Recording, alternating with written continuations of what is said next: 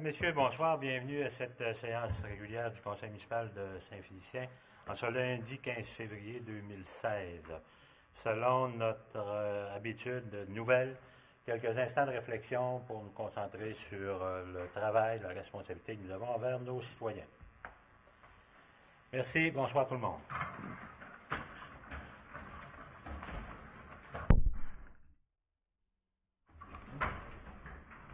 Alors, en cette belle soirée fraîche, avec une belle assistance devant nous, les gens à la maison qui nous écoutent également, bienvenue. Dans l'ordre, on va procéder à une proposition de l'ordre du jour. Maître McDonald, Oui. s'il vous plaît. Item numéro 1, ouverture de la séance. Item numéro 2, lecture et acceptation de l'ordre du jour. Item numéro 3, acceptation des procès-verbaux de la séance ordinaire du 18 janvier 2016 et de la séance extraordinaire du 19 janvier 2016. 4. Suite aux procès-verbaux. 5. Proclamation des journées de la persévérance scolaire du 15 au 19 février 2016. 6. Approbation du projet de schéma de couverture de risque en sécurité incendie révisé de la MRC du domaine du Roi. 7. Présentation du nouveau site Internet de la ville de Saint-Félicien. 8. Demande d'exemption Fonds d'assurance responsabilité professionnelle, Barreau du Québec, Maître Alexandre Doucet McDonald. 9. Décision sur demande de dérogation mineure 3040, rang simple. 10. Décision sur une demande de dérogation mineure 3468, chemin du canal. 11. Autorisation d'un barrage routier dans les rues de la ville, Croix-Rouge canadienne, 29 juillet 2016. 12. Autorisation de présenter les plans et devis au ministère du Développement durable, de l'Environnement et de la lutte contre les changements climatiques relativement à un développement résidentiel, Immeuble Arbois, Inc. 13. Autorisation de présenter une demande d'aide financière, Parc rural, Centre vestimentaire Saint-Félicien. 14. Dépôt du certificat d'enregistrement, règlement 15-893, décrétant des dépenses en immobilisation de 1 845 000 et d'un emprunt de 1 248 709. 15. Dépôt pour acceptation du procès-verbal du comité consultatif d'urbanisme du 16 décembre 2015. 16.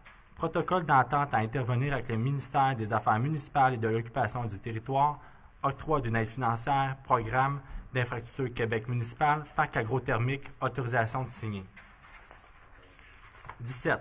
Acte de résiliation de servitude à intervenir avec Fibrec Canada, lot 5 813 419 au cadastre du Québec, parc agrothermique, autorisation de signer.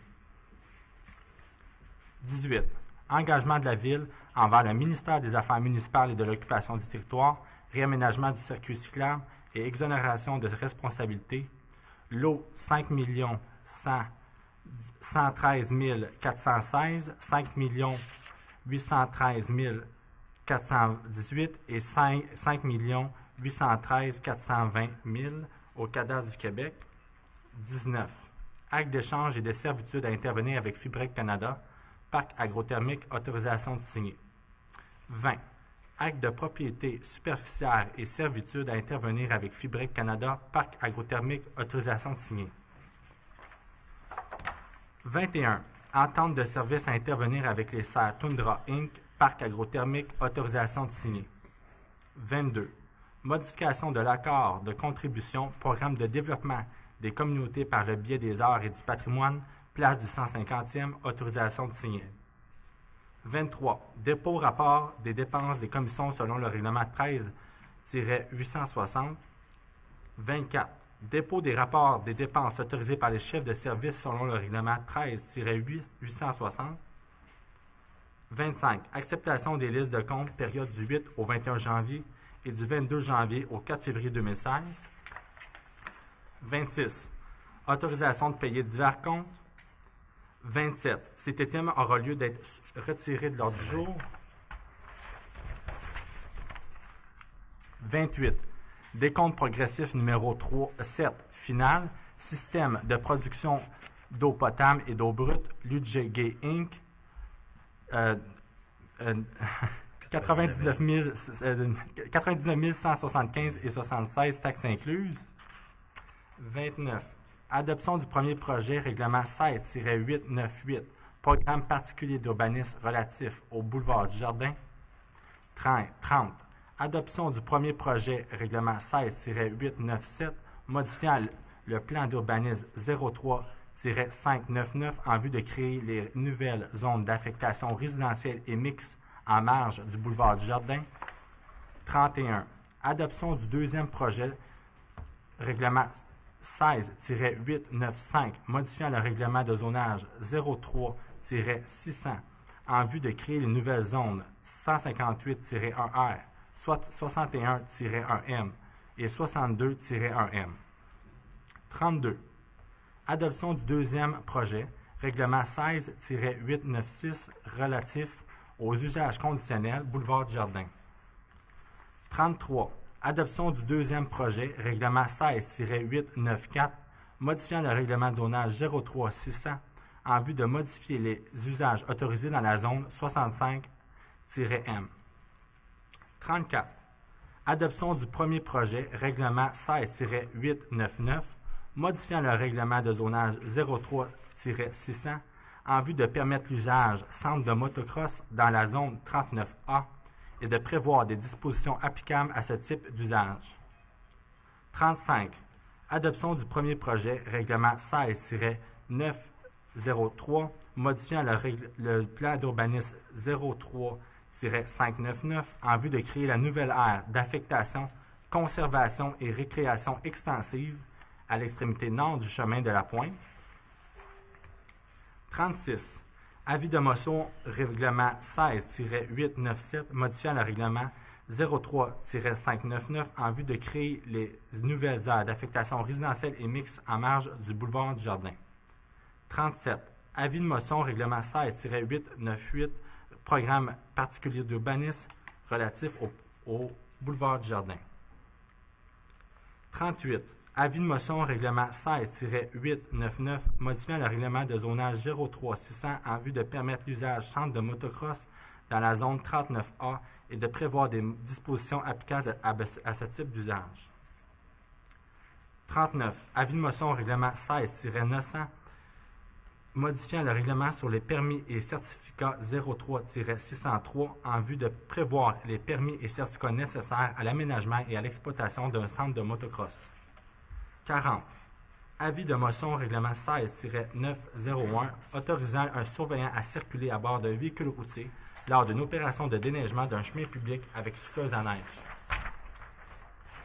41. Avis de motion règlement 16-902 établissant un programme aux fins d'accorder une aide sous forme de crédit de taxe pour les immeubles compris dans l'unité d'évaluation 751-centre touristique. 42.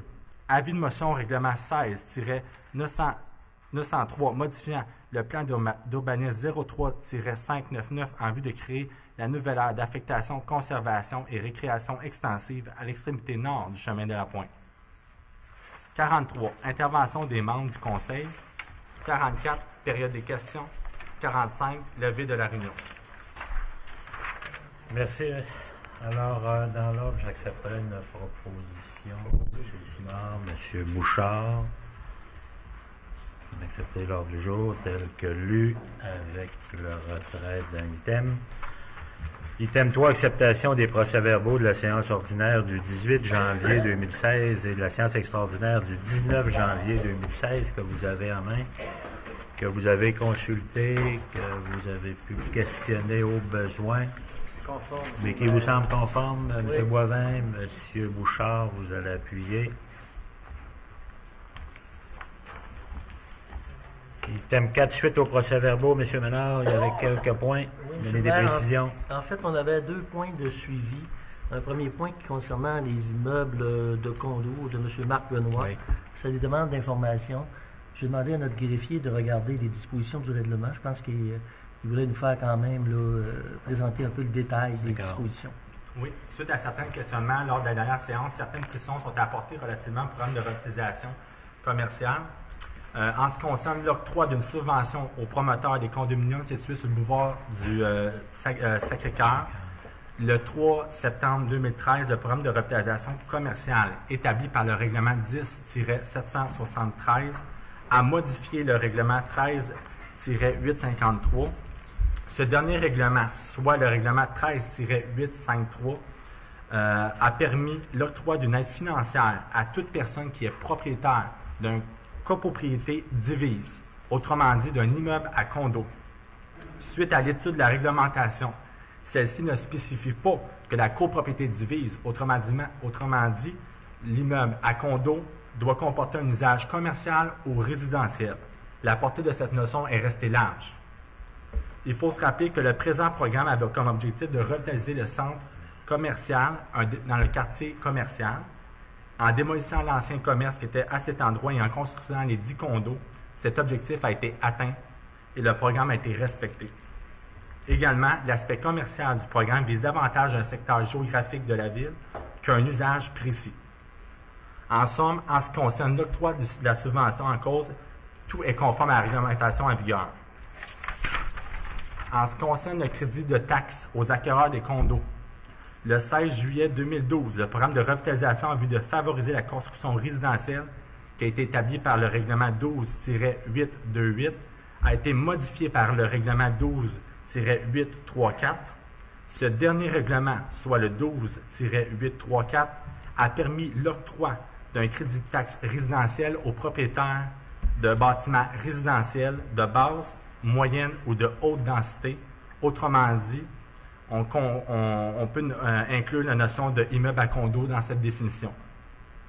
De plus, selon l'article 9 du règlement principal, soit le 12-828, il est possible de transférer le crédit de taxe du propriétaire au premier acquéreur de l'unité.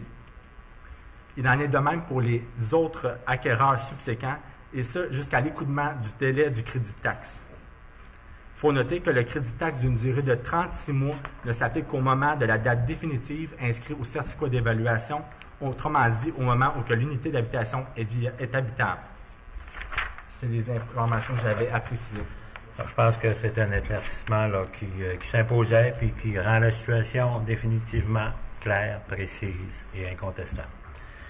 Item 5, proclamation. Oui. Si vous me permettez, j'avais Oui. Ah oui, tu avais un autre avec le Sentinelle. OK, étant d'accord. donné qu'on a logiciel. notre directeur Oui. incendie, je pense qu'il y avait eu des questionnements sur l'utilisation et les avantages du logiciel Sentinelle. Donc, je pense que M. Delounière pourrait peut-être nous résumer un peu l'application qu'on en fait, les avantages. D'accord, oui. Le logiciel Sentinelle, à prime abord, c'est un outil de planification, d'intervention et puis qui aide aussi au rétablissement. En 2011, quand on a fait l'acquisition du logiciel, on a tout intégré, le plan de sécurité civile de la municipalité qui était en mode papier, c'était une grosse brique, puis on l'a tout intégré de façon informatique à l'intérieur du logiciel Sentinelle. Fait que ça nous a permis, dans un premier temps, de mieux gérer notre bottin des ressources puis du bottin des contacts d'urgence qu'on avait. Parce qu'annuellement, on avait une ressource qui était dédiée presque un mois par année à mettre à jour ce fameux plan-là, puis on s'en sortait jamais. Donc, avec cet outil-là, on est en mesure de faire une mise à jour automatique à tous les fournisseurs qu'on a, advenant le cas qu'on aurait une mesure d'urgence importante, à tous les contacts d'urgence, puis aussi à tous les contacts de la municipalité. Quand je dis contact de la municipalité, c'est tous les employés de la municipalité, ça inclut le conseil, ça inclut les pompiers, les codes bleus, les codes blancs, tous les gens qui travaillent au niveau de la municipalité. Donc, ça nous permet une économie importante annuellement, de toujours s'assurer que le plan de sécurité civile est à jour. Aussi, l'outil informatique nous permet également, en cas d'intervention, de mieux gérer l'intervention. Parce que si, un exemple, on aurait une tempête de froid extrême, comme la neige comme qui s'en vient, mais en cliquant sur l'intervention, un exemple, neige abondante, bien, il y a tous les plans et protocoles qui seraient nécessaires à mieux gérer l'intervention qu'on aurait automatiquement via le web. Ça, on peut faire ça à partir de n'importe quel ordinateur tant qu'on a accès à Internet. Puis pour pallier à l'Internet, si on veut, on a accès aussi à des clés informatiques nous donnant accès à de l'informatique, à de l'Internet, si on veut, dans le cas que l'informatique nous laisserait tomber.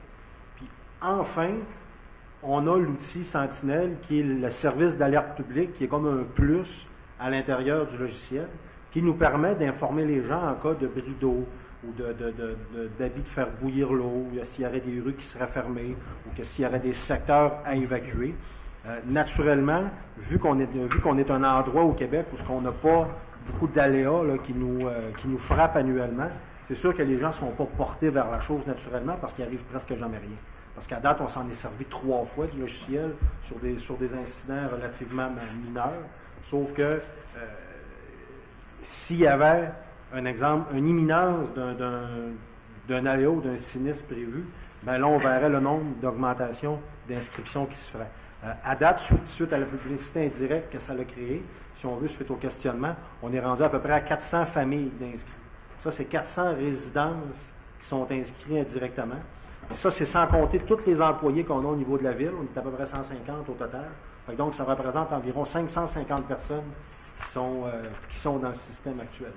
C'est sûr que d'en faire la promotion, c'est bien. Puis moi, j'invite toute la population à s'inscrire au service d'alerte publique parce que ça peut vous donner accès à de l'information privilégiée en cas de sinistre ou en cas de mesure d'urgence pour vous aider à mieux vous orienter là, en cas de problématique. En gros, c'est un outil qui est très performant. Au Québec, c'est sûr qu'on est peut-être juste 2 municipalités à l'avoir acheté, sauf que la compagnie qui en a fait la vente n'a pas poussé plus que le besoin la machine, si on veut, au Québec, sauf qu'ils sont très présents dans l'Est du Canada, dans l'Ouest et dans le Nord des États-Unis. Sauf qu'à mon sens, c'est un outil qui est vraiment révolutionnaire. Puis on travaille énormément avec ça. Ça nous permet d'avoir un plan de sécurité civile à jour et d'être prêt là, en cas de besoin. Maintenant, un complément. Oui, M. Delounière, peut-être de préciser la manière de s'inscrire pour les gens qui seraient intéressés de le faire. Oui, effectivement. Vous allez sur le site Internet, sur la page web de la Ville de Saint-Félicien, dans le service en ligne. Dans le service en ligne, il y a un onglet « Service d'alerte publique ». Donc, vous vous inscrivez en ligne.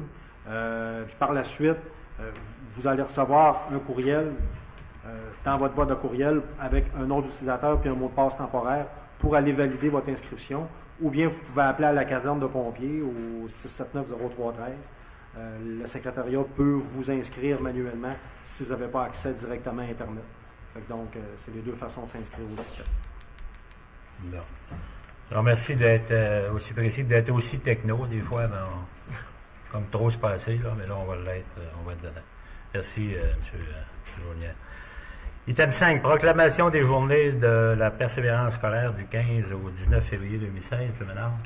Oui, M. le maire, en fait, vous avez reçu une correspondance de la présidente et de la directrice générale du CREPA, en fait, le Conseil régional de la prévention de l'abandon scolaire, qui invite le Conseil de ville à désigner par voie d'une résolution les dates du 15 au 19 février 2016 comme les journées de la persévérance scolaire dans notre municipalité. On mentionne qu'il s'agit d'un geste démontrant l'importance accordée à l'éducation comme levier de développement des communautés. Donc, il faudra le faire par voie d'une résolution. Je pense que c'est un item important. On sait que le renouvellement de nos sociétés, c'est par l'éducation. Alors, il faut que nos jeunes restent disponibles à recevoir l'enseignement pour penser à faire évoluer nos sociétés, puis à créer l'emploi nécessaire, à créer de l'avenir porteur, prometteur. Alors, ça commence par l'école. Il faut rester. À nous, chaque citoyen, chaque adulte, d'encourager nos jeunes chaque jour, c'est très, très important de la persévérance scolaire. Alors, vous en faites la proposition, M. Paradis. Oui. Je vais appuyer ça, merci. Item 6, approbation du projet de schéma de couverture de risque en sécurité incendie revisé de la MRC Domaine du Roi. Alors, M. le chef, vous êtes avec nous. Vous allez nous mettre au courant. Oui, comme vous le savez, la municipalité, la ville de Saint-Félicien a adhéré au schéma de couverture de risque en 2006, que le schéma actuel s'est terminé en 2010. Donc, selon la loi, on se devait dans la 5e année ou la 6e année de le reviser. C'est un dossier qui a été quand même assez long à travailler. C'est un dossier qu'on a travaillé avec mon collègue de Robertval, le chef Rémi Parent. Donc, on a fallu refaire l'analyse du dossier au complet pour déposer au niveau du gouvernement un schéma revisé. Ce qui est important au niveau du schéma, c'est que le niveau de service actuel demeure le même, sauf que ce qu'on a réécrit dans le schéma, c'était ce qu'on était en mesure de faire. On n'a pas écrit des choses qu'on n'était pas en mesure de faire. Okay. Donc, on est plus venu consolider nos acquis. On est venu s'assurer d'être en mesure de livrer la marchandise en prévention à l'intervention. Et donc, on vous en fait la recommandation favorable pour la révision du dossier. qui d'année en année là, va nous permettre d'assurer un meilleur service encore à la population. D'accord. Alors, on a eu l'occasion de l'étudier en plénière, je pense, tout le monde. Vous en avez pris connaissance. M. Gubon a fait la proposition. M. Boivin, vous allez l'appuyer. Je pense qu'il n'y a pas d'augmentation de coût comme tel. On n'a pas d'ajout. Je pense qu'on s'est actualisé tout simplement cette information. Merci bien. Item 7, présentation du nouveau site Internet de la Ville. Monsieur le directeur, qui va Oui, nous on faire accueille ça, en fait Madame la Vanessa. consultante. Oui, la consultante est là.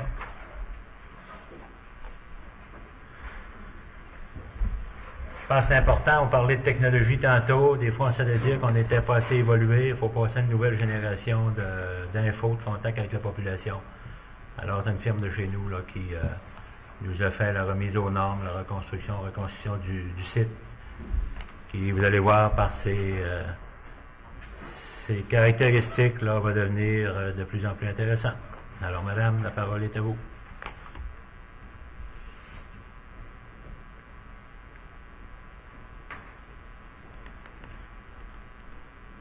L'écran, ce bon-là, pas l'air.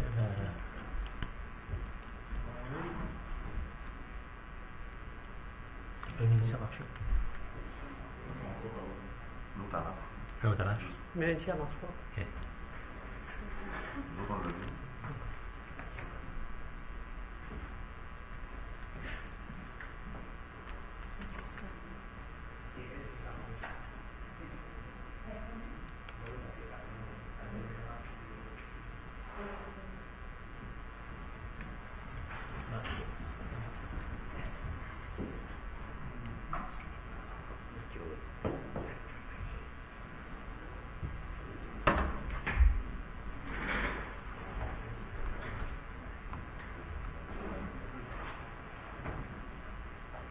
Ah, voilà.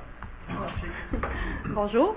Donc, ça me fait plaisir de vous présenter le nouveau site web de la ville de Saint-Félicien. D'abord, ce qui est important de savoir, c'est qu'il y avait deux grands objectifs lorsqu'on a fait la refonte. Là, on a refait le nouveau site web de la municipalité. D'abord, c'était de lui donner une nouvelle image, de rajeunir l'image du site web. Donc, on en a profité pour utiliser beaucoup plus de photos, d'icônes et de dernières tendances. Ensuite de ça, ben, c'est sûr qu'on a voulu rendre l'information plus accessible et plus facile à trouver dans le site web, plus intuitive. Donc, pour faire ce travail-là, ce qu'on a fait, c'est qu'on a vraiment utilisé les données de Google Analytics. Je parle pas assez fort? Non, c'est pas ce que je parle. OK. Donc, on a utilisé les données de Google Analytics, les statistiques. Ça nous a permis de voir les sections qui étaient le plus visitées dans le site web précédent, puis ce qu'on devait mettre en avant-plan là, dans le nouveau site. Donc, ici, on est sur la page d'accueil. Vous pouvez déjà voir qu'on a utilisé beaucoup de photos pour démontrer en fait ce qu'on avait à offrir autant aux citoyens qu'à la clientèle touristique. On a mis en avant aussi tout ce qui était nouvelles et événements, pour rendre toute l'information plus accessible là, pour les visiteurs du site web. Puis ici, on a mis plusieurs accès rapides, en fait. D'abord, la bibliothèque, qui ne faisait pas partie du site web auparavant et qui maintenant fait partie du site web de la ville de Saint-Félicien. Les services de loisirs, les corporations ainsi que les grands projets de la ville. On peut aussi retrouver sur l'accueil du site web tous les flambeaux, en fait, qui ont paru. Donc, il y en a plusieurs. Tous les précédents, vous pouvez les retrouver sur la page d'accueil, ainsi que tous les derniers documents qui ont été publiés. Donc, les derniers documents, ça peut être autant les ordres du jour, les règlements, les avis publics. On les retrouve tous sur l'accueil, mais on peut retrouver ceux qui sont archivés aussi dans le site web. La section touristique ici mène à une section du site web où on présente les diverses attractions touristiques, donc les restaurants, l'hébergement et les différentes activités qu'on peut faire dans la région. On présente aussi les élus, les séances du conseil qui est possible d'écouter en diffusion directement sur le site web et les séances précédentes. On peut aussi maintenant s'abonner à un service d'alerte qui, pour le moment, vous permet de soit recevoir les nouvelles et les événements ou les dernières publications, qui, encore une fois, sont les documents qu'on retrouvait dans la section ici, les ordres du jour, les règlements, les avis publics, les procès-verbaux. Donc, c'est possible de s'inscrire à ces abonnements-là et de recevoir une alerte automatiquement par courriel par la suite.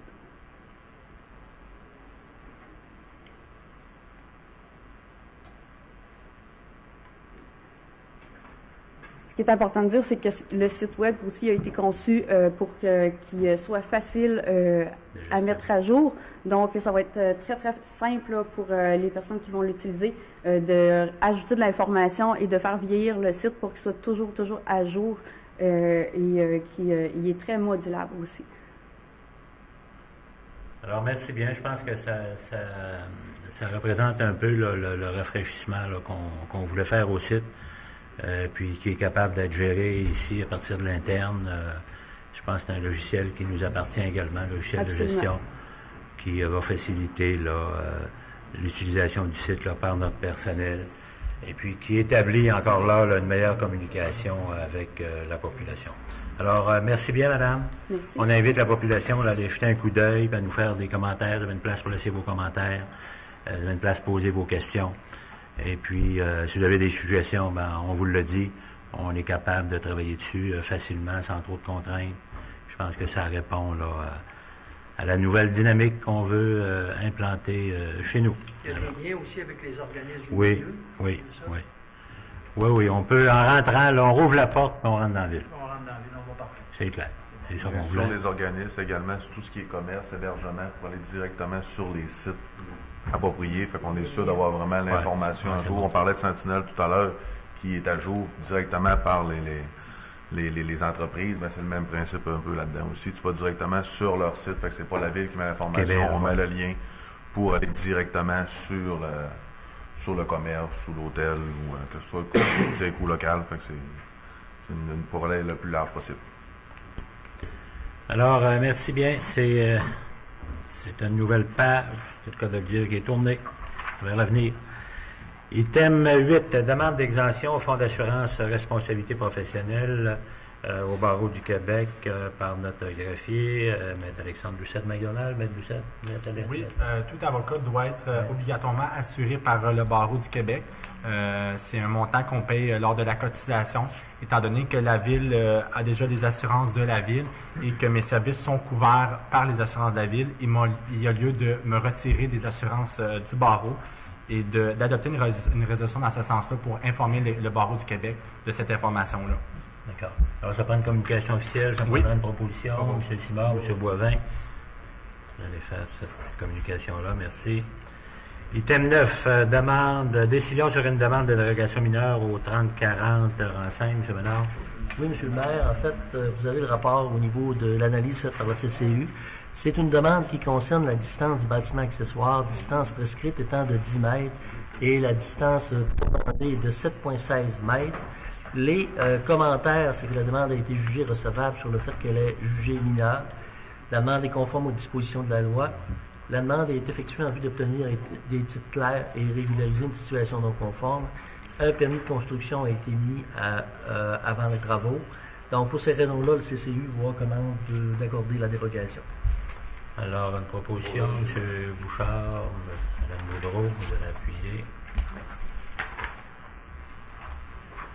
Item 10, décision encore là sur une demande de dérogation mineure au 3468 Chemin du Canal, M. Ménard. Oui, M. le maire, cette fois-ci, une demande de dérogation pour un agrandissement latéral d'un immeuble. Cette demande couvre la marge arrière du bâtiment principal. La distance prescrite est 10 mètres et la marge demandée 7,42 mètres. Les commentaires d'analyse, la demande a été jugée recevable sur le fait que le comité a jugé qu'elle est mineure. Le terrain est non conforme au lotissement en ce qui concerne la superficie. La présente demande respecte les objectifs du plan d'urbanisme. La demande est conforme aux dispositions de la loi. La demande est conforme aux 4 critères recommandés. Et la construction du bâtiment a été réalisée en 1975 avant la réglementation municipale, ce qui lui confère des droits acquis pour la partie existante. Donc, le CCU vous recommande d'accepter la demande de dérogation. M. Guimond, M. Paradis, vous allez appuyer. Oui. Merci. Item 11, autorisation d'un barrage routier dans les rues de la ville dans le cadre des activités de la Croix-Rouge canadienne le 29 juillet 2016. M. le directeur. Oui, M. le maire, en fait, activités qui se font, qui se répètent sur une base régulière. On nous mentionne, dans le cadre de la campagne de financement annuel, la section locale de la Croix-Rouge de Menzoua désire tenir une activité de financement sous la forme d'un barrage routier le 29 juillet 2016 à Saint-Félicien entre 7h et 19h aux intersections suivantes. On parle d'intersection Notre-Dame et Sacré-Cœur.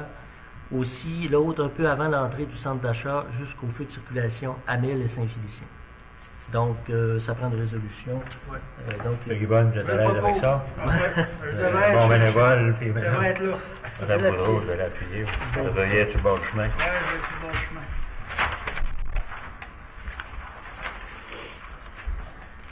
Thème 12, autorisation de présenter les plans et devis au ministère du Développement durable, de l'Environnement et de la lutte contre les changements climatiques relativement au développement résidentiel dans le cadre des immeubles L'Arbois incorporés. M. Ménard.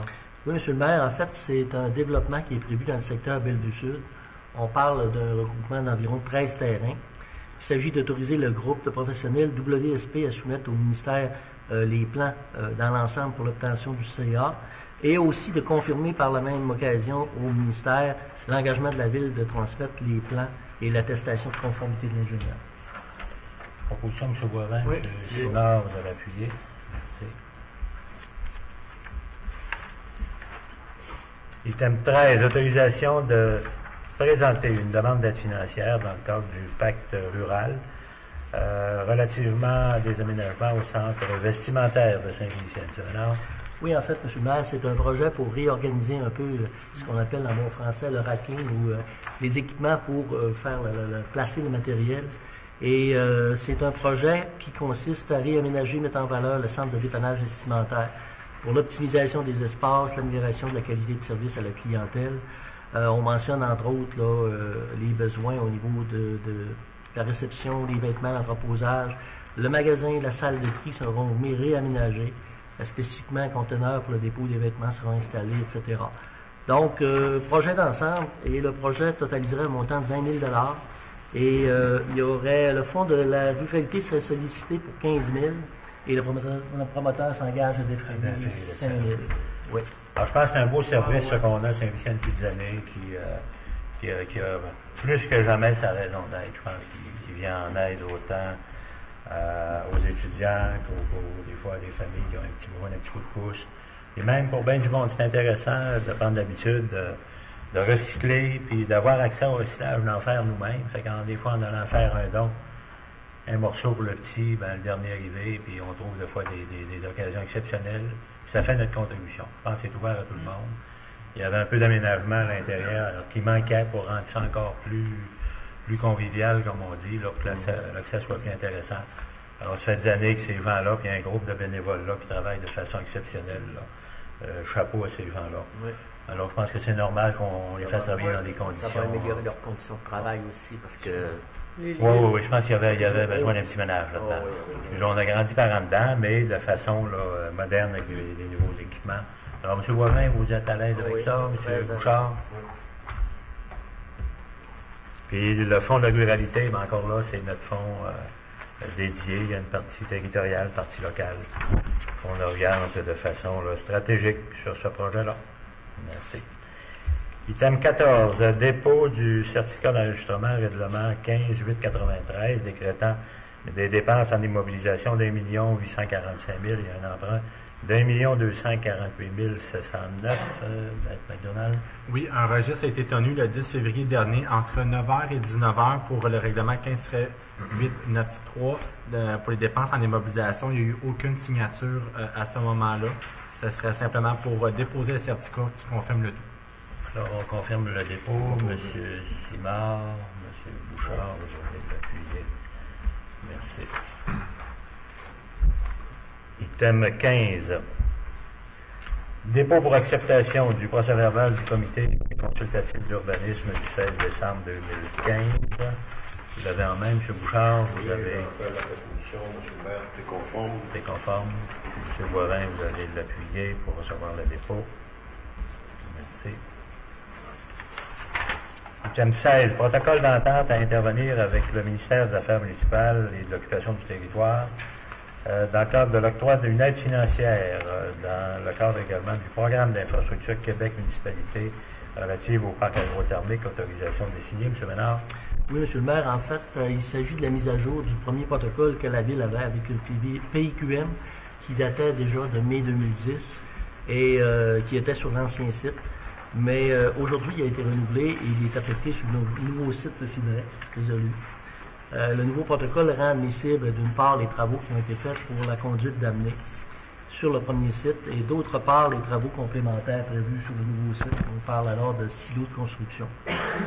Le tout est prévu pour un montant total admissible de 8,3 millions subventionnés aux 2 tiers, ce qui représenterait une aide financière de 5 532 863 pour l'ensemble du projet. Donc, c'est une autorisation maire et greffier à signer le dit protocole. Ça, c'est encore un cas, un dossier d'une très bonne idée qui a réussi à passer à travers certaines étapes, certaines difficultés. L'idée était tellement bonne qu'elle a été exportable sur le territoire, et elle va devenir une référence exportable à grandeur du Québec, où il y aura des potentiels de ce type-là, de mise en valeur, de récupération d'énergie. On s'est fait confirmer, on s'est fait maintenir tous les avantages, malgré le temps qu'on y a mis pour faire de ce projet-là un projet plein de réussite, plein de chances de réussite. Les gouvernements, on a passé 3 gouvernements. Ça va être ça? Voici nos 3 gouvernements. Ça veut dire qu'on avait de la suite. Et puis, les fonctionnaires qui nous ont accompagnés là-dedans, je pense qu'on peut le dire, les équipes ont changé. Les gens ont toujours adhéré avec enthousiasme à cette démarche-là, qui est encore une démarche d'innovation dans tous les sens. Alors, une proposition, M. Gibbons, Mme Boudreau, pour signer et réaliser définitivement. Oui, rien perdu. Item 17 qui dit un acte de résiliation de servitude à intervenir avec Fibrec Canada sur le lot 5 813 419 au cadastre du Québec relative au parc agrothermique, autorisation de signer. M. Ménard. Oui, en fait, M. le maire, vous savez qu'en face ou sur le site prévu pour le parc agrothermique, il y avait une servitude pour la piste cyclable qui faisait 5 mètres de large par la largeur complète du site. Et cette piste-là est vouée à être relocalisée longeant la route Saint-Eusèbe. Donc, compte tenu de ces faits, l'ancienne servitude de passage établie sur les meubles de Fibrec n'a donc plus d'utilité et doit être résiliée. Donc, c'est l'objet de la résolution actuelle. L'ancien protocole. Oui. Alors, une proposition pour défaire. Oui. C'est Bouchard, M. Boivin.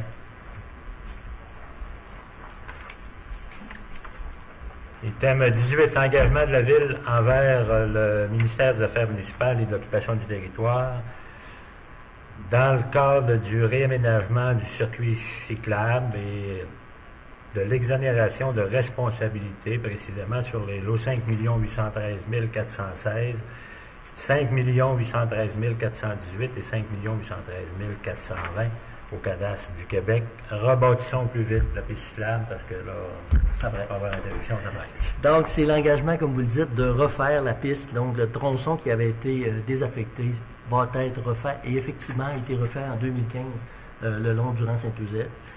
Et également, ce que demande le ministère, c'est de fournir un engagement pour couvrir ce nouveau tronçon-là en termes de responsabilité, comme il l'est en ensemble du réseau pour la Ville. Donc, ça prend une résolution également pour autoriser ça. On va le faire, M. le maire. Oui, Mme Boudreau, M. Paradis. Ouais. Pas long qu'on va dire de bord, on va-t-il vite, hein? En débattu. Ouais. Item 19, acte d'échange et de servitude à intervenir avec Fibrec Canada dans le cadre du parc agrothermique, autorisation de signer. M. le directeur. Oui, en fait, M. le maire, sommairement, c'est des échanges de terrain à faire entre Fibrec, qui est propriétaire du fonds de terrain, et la Ville de Saint-Félicien, qui a acquis également des parcelles longeant la route. Donc, dans un premier temps, Fibrec céderait à la Ville 2 parcelles de terrain. Vous avez les numéros 5 813 418 et 416 de plus ou moins 2 hectares. Et en contrepartie, la Ville céderait à Fibrec deux parcelles, les parcelles 5 813 417 et 5 829 813 pour l'accueil du parc agrothermique en tant que tel. Donc, les superficies sensiblement équivalentes. Aussi, il y aurait rétrocession de l'ensemble du site. Vous vous rappelez, le site de 53 hectares qui avait été consenti à la société de l'Écoparc et qui serait rétrocédé à FIDREC pour prendre entente directement avec les promoteurs sur l'ensemble du site. Donc, c'est des actes de résiliation et d'échange en tant que tel. Le tout sans frais, évidemment, pour la municipalité. valeur symbolique pour la municipalité. Alors, une proposition de Et procédé. le fait qu'il y a un changement de terrain, est-ce qu'on perd des droits? Est-ce que... Donc, en fait, pour la ville, vous allez le voir un petit peu plus loin, à l'item 21, on va vous proposer, pour acceptation du conseil, une entente qui regroupe les services aqueducs, eau, aussi la gestion des services basse température et haute procédés. Et évidemment, les redevances que le promoteur s'est engagé à verser à la ville. Donc, on va vous les préciser en Le détail. demeure inchangé. Ouais. Ça va faire l'objet d'une entente signée là, des deux parties. Alors, une proposition pour réaliser, signer cet acte d'échangement, M. Guibonne, Mme Boudreau. Oui. On y va. Thème 20. Acte de propriété superficiaire et servitude à intervenir avec FIVREC Canada, Parc agrothermique, autorisation de signer, M. Ménard. En fait, oui, M. le maire, la Ville participerait à la signature d'un acte en vue d'octroyer à la Ville des droits superficiaires pour les infrastructures que la Ville a à mettre en place. On parle du réseau basse température, donc à ce niveau-là, une emprise de 10 mètres par un corridor de 1,2 km de long. Et aussi, une conduite haute procédé, on parle d'une emprise également de 10 mètres par environ 1,1 km de long. Donc, c'est des droits que FIBREC nous céderait de plein droit pour construire et aussi pour entretenir les infrastructures de base. Donc, c'est sans frais également. Parfait. Alors, M. Boivin, vous en faites la propriété. Oui. M. Simard, vous allez appuyer. Ça peut vous paraître lourd, mais vous savez que la Ville, comme l'entreprise de ce type-là, qui a changé de nom 3 fois depuis dans le champ, depuis 40 ans à peu près, une ville, ça ne meurt pas. Ces entreprises-là, habituellement, ça se perpétue à vie. Alors, mais ça prend des documents très bien faits, puis la loi est tellement pointue, le ministère. Alors, Oups, une alarme. il s'agit de bien faire les choses pour que nos successeurs n'aient pas de problème. Item 21. Entente de service à l'intérieur à intervenir avec les Serres Toundra incorporées relativement au parc agrothermique, autorisation de signer, M. Ménard. Oui, M. le maire, en fait, lors de la présentation du projet en public, là, à quelques reprises, vous savez qu'on avait fait état des ententes à intervenir entre la Ville et le promoteur. La première entente concerne tous les services, tout le remboursement de la mise de fonds totale que la Ville doit faire. Et le remboursement serait fait à la raison de 4 500 $ l'hectare en production. Donc, l'engagement fait partie de l'entente en tant que telle. Le deuxième, c'est qu'au terme du remboursement, le promoteur s'engage à verser une redevance annuelle de 30 000 $ indexée durant toute son opération. Enfin, ça touche aussi les services d'eau potable que la Ville va rendre aussi au site à raison de 39 sous du mètre cube selon la tarification établie sur les indicateurs de gestion. Il y a également le service de collecte et traitement des eaux usées à 46 sous du mètre cube selon établi par les indicateurs de gestion. Et enfin, l'entente pour la gestion des eaux de procédés et l'eau chaude basse température. En fait, pour ces deux volets-là, ça lie deux parties. L'usine d'une part et le consommateur d'autre part. Ouais. Et on dit dans ça que le promoteur doit assurer les frais d'opération, la main-d'œuvre, les frais d'électricité pour l'opération de ces systèmes-là. On parle entre autres de l'échangeur de chaleur. On parle des pompes pour l'eau de production ou d'arrosage des plantes. Donc, ça touche tous les services regroupés dans une seule et même entente qu'on voulait le plus clair possible. Donc, ça prend... C'est le moins qu'on puisse dire. On regarde rien que les annexes pour le contenu de tous les produits chimiques. M. Paradis, vous savez de quoi on parle. Les gens qui ont eu à travailler dans l'industrie. C'est normé de façon, là, on ne dirait pas exagérée, mais à la limite. Très bien. Sécuritaire. À la limite, des paires et des paires sur tous les composants composants chimiques qui peuvent arriver de part et d'autre, toutes les Entre contraintes autres, qu'on a à gérer. Entre autres, M. le maire, les eaux de lavage des planchers pour éviter qu'il y ait des produits chimiques qui soient entraînés vers une unité de traitement qui doit, entre autres, être là pour la matière organique. Mais qui elle-même est complètement autonome et pas en contact avec personne. Absolument Tout pas. est traité là et récupéré. Oui. Alors, une proposition pour M. Boivin, M. Bouchard, pour la signature des documents. Item 22, modification de l'accord de contribution au programme de développement des communautés par le biais des arts et du patrimoine, dans le cadre de place du 150e, autorisation de signer, M. Ménard. Oui, M. le maire, vous savez qu'on avait une entente avec Patrimoine Canada pour la réalisation des travaux autour de la Maison de la Culture. Une entente qui totalisait globalement 500 000 $ et qui était prévue pour 2015 à la hauteur de 300 000 et 2016 200 000 $. Simplement, c'est que c'est une redistribution des argents suivant les années pour être plus réaliste. Dans les faits, la nouvelle entente prévoit 171 328 $ en 2015, ce qui est déjà fait essentiellement la façade de l'Hôtel de Ville, et 328 672 en 2016 pour ce qui est planifié comme travaux derrière l'Hôtel de Ville. L'entente prévoit aussi là, que ce soit fait sur les coûts réels à une hauteur de 50%. Donc, c'est ce qui est Paradis, vous êtes à l'aise avec ça? On va faire la proposition. Oui, Mme Vous appuyez.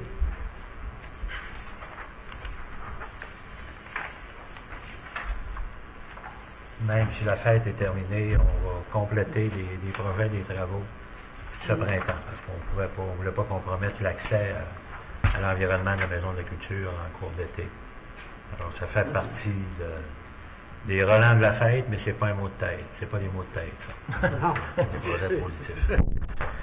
Item 23, dépôt, rapport des dépenses des commissions selon le règlement 13-860 au montant de 11 450. Vous en avez pris connaissance, dépenses courantes, adaptées, là, les donations. Oui. M. Boivin, vous en faites la proposition, c'est M. Simard, vous appuyez ça.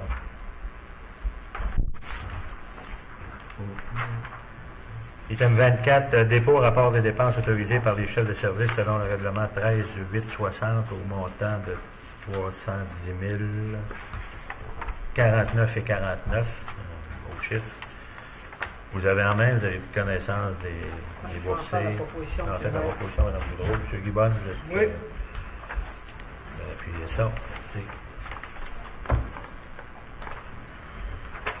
Item 25, acceptation des listes de comptes, période du 8 au 21 janvier, du 22 janvier au 4 février 2016. M. Boivin, vous faites un suivi? Oui, comme à l'habitude avec Mme Boudreau et M. Coudé. La vérification des comptes, moi je vais en faire la proposition, tout est conforme. Alors pour la période du 8 au 21 janvier 2016, pour un total de 693 183 et 4. Pour la période du 22 janvier au 4 février, pour un montant de 558 386 et 94. Je vais en faire la proposition, M. le maire. Oui, merci. Je vais l'appuyer. Mme Boudreau, je vais l'appuyer. Merci.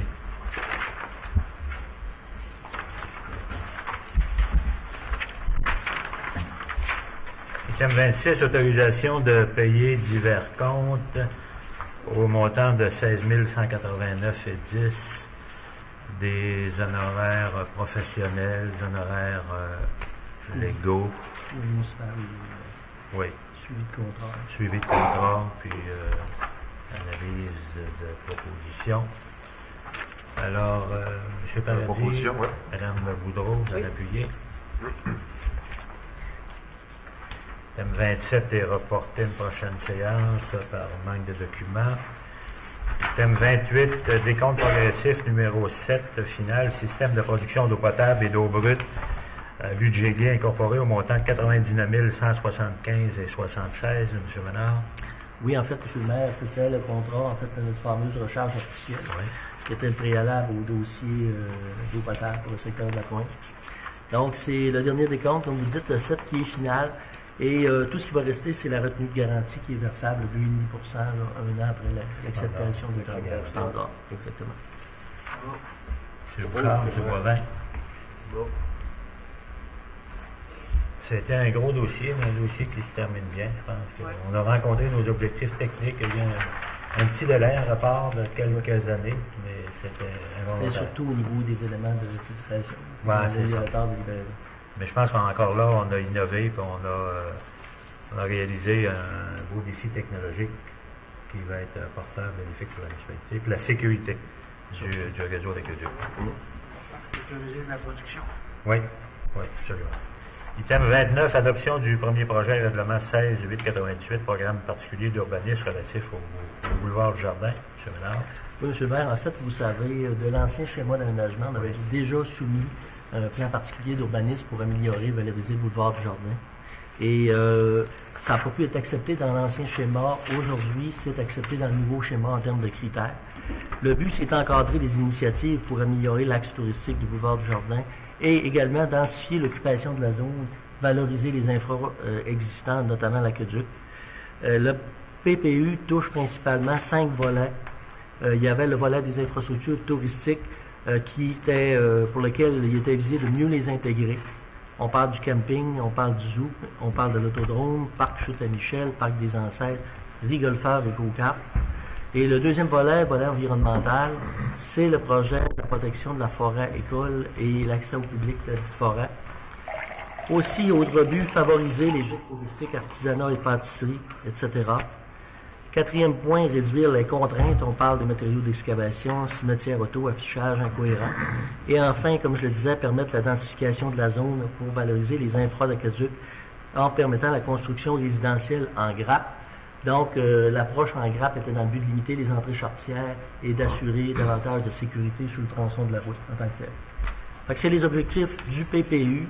On sait que le PPU, c'est ce qui vient articuler d'un deuxième temps toutes les modifications en termes de plan d'urbanisme, de règlement de zonage, etc. On va le voir un petit peu plus loin dans les items qui viennent. Oui. Alors, une proposition pour adopter M. Simard, M. Boivin. Des années d'une attente de tergiversation. On passe à l'action. Item 30, adoption du... Non, on l'avait. Item 31, adoption du deuxième projet. Item 30. Non, 30, on l'a pas Non, 30, on ne l'a pas passé. C'était 20-30. Oui, exactement.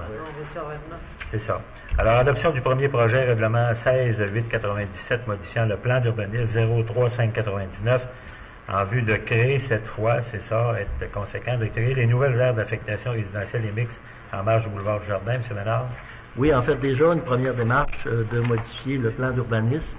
Et vous voyez les modifications proposées pour le premier secteur.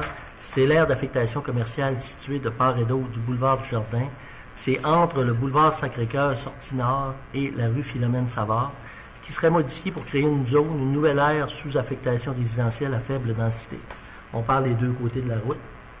Vous avez le deuxième secteur, aire d'affectation publique, située entre la rivière Achamouchouane et le boulevard du Jardin. Donc, elle serait modifiée. Les tronçons, parc d'Hydrofort ou parc des Ancêtres, et le deuxième tronçon du parc des Ancêtres à l'église évangéliste Baptiste. Donc, c'est les modifications, les premières, à apporter au plan d'urbanisme pour respecter le PPU. Le PPU qu'on vient d'adopter. Alors, la proposition va aller dans ce sens-là. Mme Boudreau, M. Gibbons.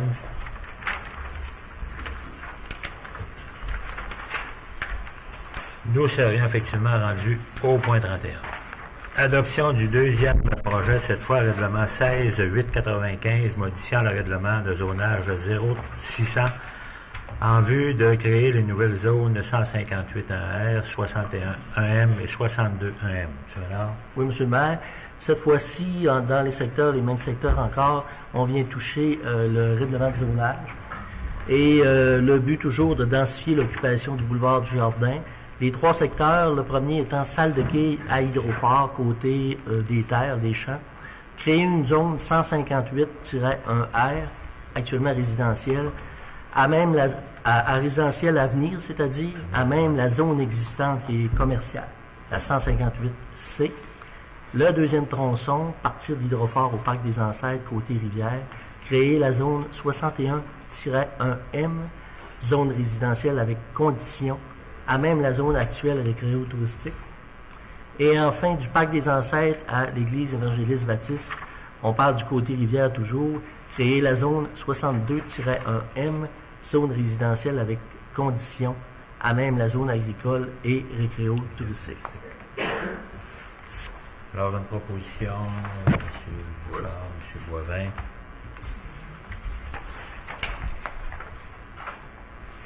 Item 32, cette fois, adoption du deuxième projet, règlement 16-896 relatif aux usages conditionnels boulevard Jardin.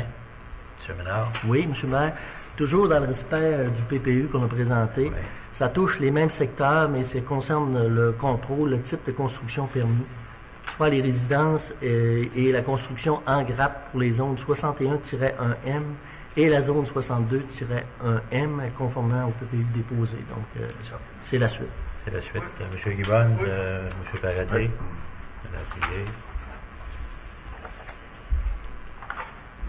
Item 33. Adoption du deuxième projet, règlement 16-894, modifiant le règlement de zonage 03600 en vue de modifier les usages autorisés dans la zone 65M. M. Ménard. Oui, M. le maire. Donc, cette fois-ci, c'est le secteur de l'entrée sud.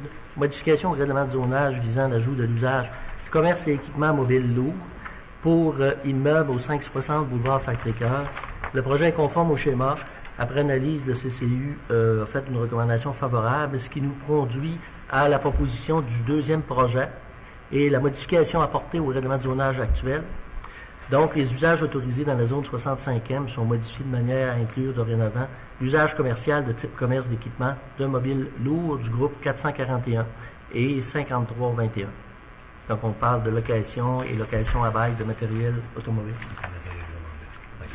Alors, une proposition pour les dans ce sens-là, M. Paradis, Mme Boudreau. C'est ce qui se fait dehors dans le secteur. Oui. Exactement. Mais là, c'est désigné énormément. En excluant quand on parle de lourd, c'est pas de la machinerie lourde. C'est ça. C'est précisé d'ailleurs. Mais dans le secteur automobile. Oui, absolument.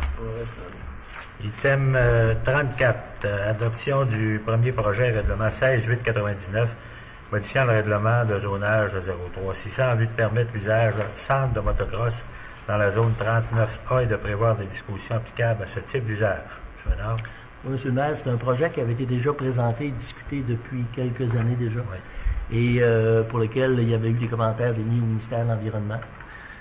Aujourd'hui, le dossier vous revient. On parle d'un site de plus ou moins 2 hectares situé au sud-ouest du village de Saint-Méthode, dans les secteurs du chemin de la Pointe-Nord et de la route d'Église.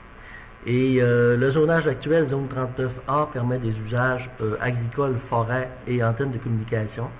Il s'agirait de permettre l'ajout de l'usage de motocross.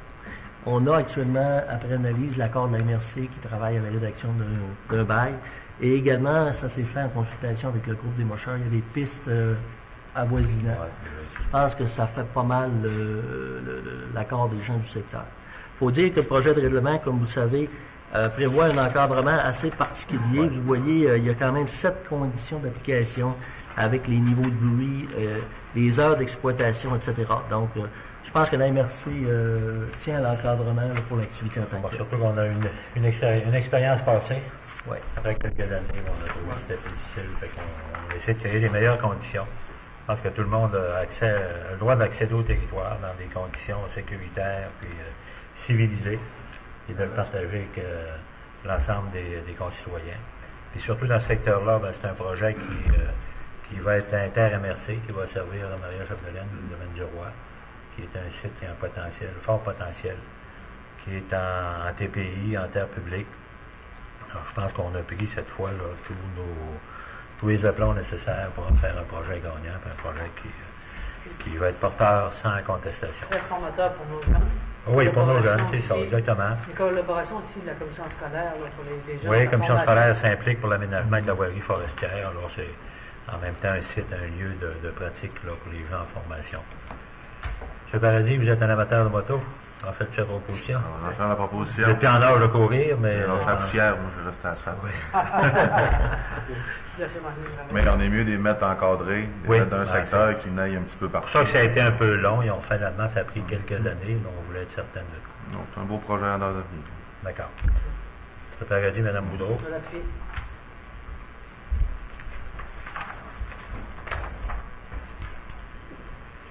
Item 35, adoption du premier projet règlement 16-903 modifiant le plan d'urbanisme 03599 en vue de créer la nouvelle aire d'affectation, conservation et récréation extensive à l'extrémité nord du chemin de la Pointe.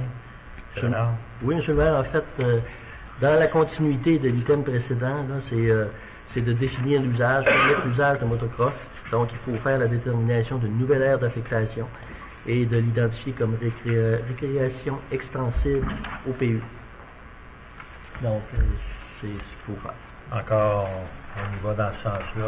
M. Paradis, Mme Boudreau, on va compléter avec vous.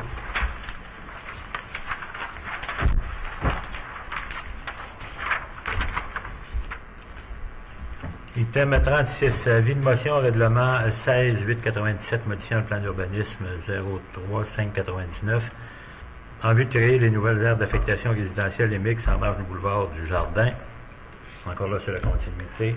Oui, M. le maire, en fait, pour les items 36 à 39, ce qui revient, c'est des avis de motion en bonne et due forme pour tous les projets qui ont été présentés. Dans ce cas-ci, donc, l'avis de motion pour la modification du PU, du boulevard du Jardin. Du PU, OK. Alors, un avis de motion, M. Boivin. Merci. Item 37, encore là, avis de motion, règlement 16-898, programme particulier d'urbanisme relatif au boulevard du Jardin. M. Ménard, toujours la même. Exactement, même procédure pour le PPU dans cette fois-ci. M. Bouchard, vous allez donner l'avis de motion.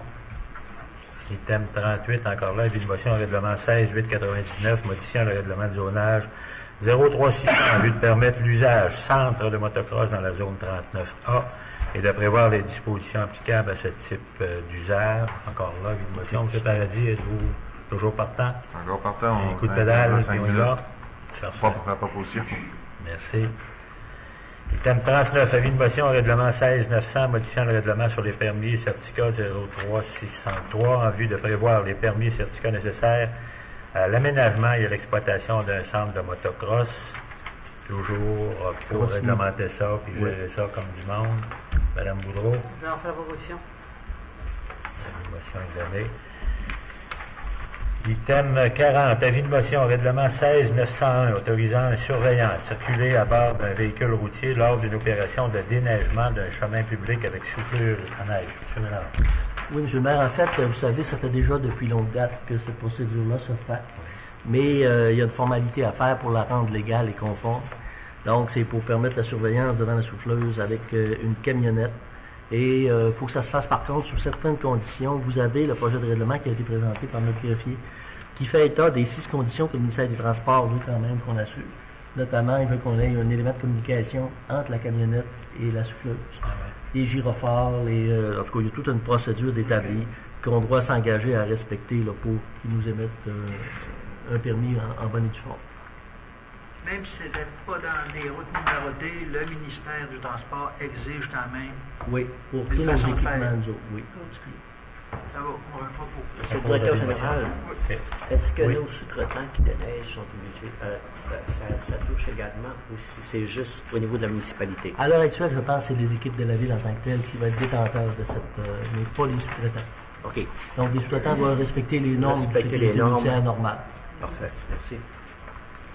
Item 41, encore là, un avis de motion, règlement 16-902, établissant un programme afin d'accorder une aide sous forme de crédit de taxe pour les immeubles compris dans l'unité d'évaluation 751 relativement au centre touristique. M. Ménard. Oui, en fait, M. le maire, ce règlement-là fait suite un peu au questionnement qu'il y avait eu relativement au crédit de taxe sur une base de 10 ans. Et à cet effet-là, il avait été discuté que le véhicule utilisé présentait des problèmes. Il y a eu des discussions avec le ministère des Affaires municipales et notamment la loi sur les compétences permet d'apporter les précisions à ce niveau-là. Notamment pour le dossier de l'hôtel La Boréalie et d'autres hôtels. Ouais. On parle d'un secteur qui couvrirait le boulevard Sacré-Cœur et aussi le boulevard du Jardin. Le but, c'est de clarifier, régulariser la démarche. Ouais. Peut-être à noter aussi que ça ne vient pas s'ajouter à la subvention déjà versée, mais qui vient apporter le complément pour finaliser la période de 10 ans. Donc, c'est ce qui vous est proposé. D'accord. Alors, un avis de motion, M. Bouchard. Merci. On n'est jamais trop clair. On clarifie. Item 42, avis de motion, règlement 16-903, modifiant le plan d'urbanisme 03599 en vue de créer la nouvelle aire d'affectation, conservation et récréation extensive à l'extrémité nord du chemin de la Pointe. Encore là, comme tout à l'heure, la motion en relatif au centre de motocross. OK. Monsieur Gibbons? Oui. Oui. Merci. Alors, nous aurions épuisé les items à l'ordre du jour. Nous serions rendus à l'item 43, intervention des membres du Conseil. M. Bouchard. Pas d'intervention pour cette semaine, M. le maire. Sinon, souhaitez une bonne semaine à tous. Soyez prudents sur demain, supposé d'avoir une tempête. Attention sur les routes. Bonne semaine. Merci bien. M. Boivin. Oui, j'invite la population cette semaine et la semaine prochaine, beaucoup d'activités au centre récréatif Marianne Saint-Gelais. D'ailleurs, on est très contents et très fiers de ce nom-là. Ça tombe bien, hein? Ça tombe très bien parce qu'elle a déjà 11 médailles record. Alors, bravo Marianne. Et il y a le tournoi cache-pile régional provincial qui se déroule cette semaine. Et la semaine prochaine, c'est le tournoi des retraités. Alors, allez visiter le centre Marianne Saint-Gelais, ça vaut la peine, ceux qui ne l'ont pas vu, et allez encourager nos équipes de Saint-Félicien qui jouent au curling. Alors, bonne semaine à tous. Merci bien. M. Simard. Non, je n'ai pas d'intervention cette semaine, M. le maire. Vous êtes sage. Sage. Denis Bonne. Non, rien de spécial. Continuons de se promener sur la rivière. Je pense qu'il y a beaucoup d'activités. Je pense que ça vaut la peine. Il y a des bénévoles qui ont travaillé fort et qui sont capables de vous accueillir. C'est un rendez-vous. Non, rien de spécial en fait. Bonne semaine. J'ai été peut-être cet après-midi, on a eu un beau cadeau. Je vous laisse ça. Ah oui, ben c'est ça. OK, je vous laisse ça. C'était franchement une belle journée pour notre zoo. Ça va. Fait que bonne semaine tout le monde. Merci. Mme Boudreau. Rien de spécial non plus. Je souhaite une bonne semaine à tous également. C'est bien, M. Paradis. C'est une petite note bien légère, là, un petit peu dans le complément de M. Gibbons, d'inviter la population à prendre l'air. Je pense que la Ville a quand même, que ce soit en partenaire ou directement avec elle, il y a quand même beaucoup d'investissements pour offrir de prendre l'air à la population, que ce soit du côté du toboski où il y a le ski de fond, le ski alpin, mais plus familial, on a la raquette, on a les nouvelles glissades qui sont accessibles. La Ville a quand même investi beaucoup dans les patinoires extérieures. Complété avec le village boréal, qui est un partenaire de SDC, qui a quand même une bonne panoplie, une bonne diversification d'activités qui est faite là pendant la période hivernale. Fait que je pense que le zoo aussi, là, nous a complété, mais plus du côté activité hivernale, je pense qu'il y a beaucoup de choses qu'il peut faire. Fait qu'on a une belle hiver pour ça. Simplement inviter la population à profiter de toutes ces infrastructures-là. C'est tout pour moi. Merci. Merci, M. Paradis. Bien, évidemment, moi, mon commentaire va se résumer à la belle annonce qu'on a eue cet après-midi de la part du gouvernement du Québec. Encore là, des fois, on est modeste, on ne veut pas trop se vanter, mais il faut reconnaître que Saint-Félicien est un joueur, est un leader important au niveau de la région, pas au niveau du Québec, dans plusieurs secteurs. On l'a été à l'époque dans certains secteurs industriels, on l'a été en tourisme il y a 55 ans, puis on vient de reconfirmer notre place de leader touristique régional, national. Je pense qu'avec une annonce, une proposition comme nous fait le gouvernement du Québec, de participer là, à un plan audacieux, on n'a pas le choix. Le zoo, vous le savez, en tourisme, c'est ça que je disais lors de la présentation cet après-midi, le seul point que j'ai relevé, puis que je faisais remarquer à M. Couillard, puis Mme Boulay, la ministre du Tourisme, à l'Assemblée, pour le maire qui était là. Dans la situation difficile qu'on vit là, au Québec, là, tu sais, il n'y a pas de blague. L'aéronautique, ça vole pas haut de ce temps-là, là, c'est inquiétant. Les mines, on va faire des jeux de mots, ça n'a pas très bonne mine de ce temps-là. L'aluminium, ça a déjà coulé des jours meilleurs. Il faut le dire, là, c'est pas des périodes où on va se mettre à développer, à tout casser. Il reste un secteur, puis ça, les secteurs que je viens de nommer, là, on n'a pas d'influence là-dessus. Quand même qu'on voudrait changer la réalité du secteur minier, le gros client, le marché, qui le fait, à l'heure actuelle, ce sont les Chinois. Les Chinois ont été obligés de rajuster leurs économies. Ils vont dépenser, ils vont vider, exploiter le mine avant. Ils vont avoir d'autres stratégies. Ils ont des voisins qui leur offrent, qui dompent des minéraux à des prix qu'on ne pourra jamais rencontrer. Alors, c'est pas le moment. L'aluminium, j'ai pas de cachette. On est dans une région qui a connu des heures de prospérité. On en a encore, mais on a déjà eu beaucoup plus grande que ça. De ce temps-là, quand tu donnes l'énergie pour faire virer des turbines, pour faire du courant, pour faire ton électricité, pour l'aluminium, on pense aux pays arabes, c'est du rabat. Quand même que tu voudrais là, faire couler la rivière, le Saguenay à l'envers, ça ne changera pas la situation. Le marché morose, c'est pas un marché d'expansion. Puis ça, on peut pas, mais qu'on voudrait influencer. L'aéronautique, c'est la même chose. On arrive avec le plus petit joueur qui veut lutter contre les gros. Ben, on le voit, qu'est-ce que ça donne. Les gros coupent les prix, puis on n'est pas capable de vendre nos produits. Par contre, en tourisme, ça, ce qui fait la différence, c'est l'innovation, l'originalité du produit, puis la mise en marché. Puis ça, c'est nous autres qui peut décider pour une bonne part, parce qu'il y a toujours une clientèle, il y a toujours des gens en vacances, toujours des gens qui sont prêts à venir découvrir d'autres horizons, que ce soit maintenant les Chinois, les Européens de plus en plus, tantôt, on espère les Américains, il faut leur proposer des formules. Mais pour ça, faut développer, faut mettre de l'argent, faut investir. Et puis, dans une région comme la nôtre, une petite population comme la nôtre, faut y penser longtemps à l'avance, mais on peut pas présenter nécessairement à chaque année des projets. Mais là, depuis le dernier investissement majeur qu'on a fait au jour remonte à presque une quinzaine d'années, 12 ans, où on avait eu là, vraiment encore là un concours de circonstances particuliers qui nous avait permis de rajuster le produit. Mais là, on veut penser pour une dizaine d'années d'avance. On veut se donner une vision encore là qui va nous permettre de renouveler au cours des 5-6 prochaines années le produit, d'en rajouter un petit peu à chaque année. Mais on sait qu'on ne peut pas le faire seul. Alors, on a été entendu cette fois, puis ce que je trouve particulièrement intéressant, c'est que le gouvernement québécois, qui habituellement est pas nécessairement, pour toutes sortes de raisons, le plus généreux, le plus ouvert, parce qu'on le sait que traditionnellement, le fédéral, avec ses programmes, intervenait peut-être en priorité.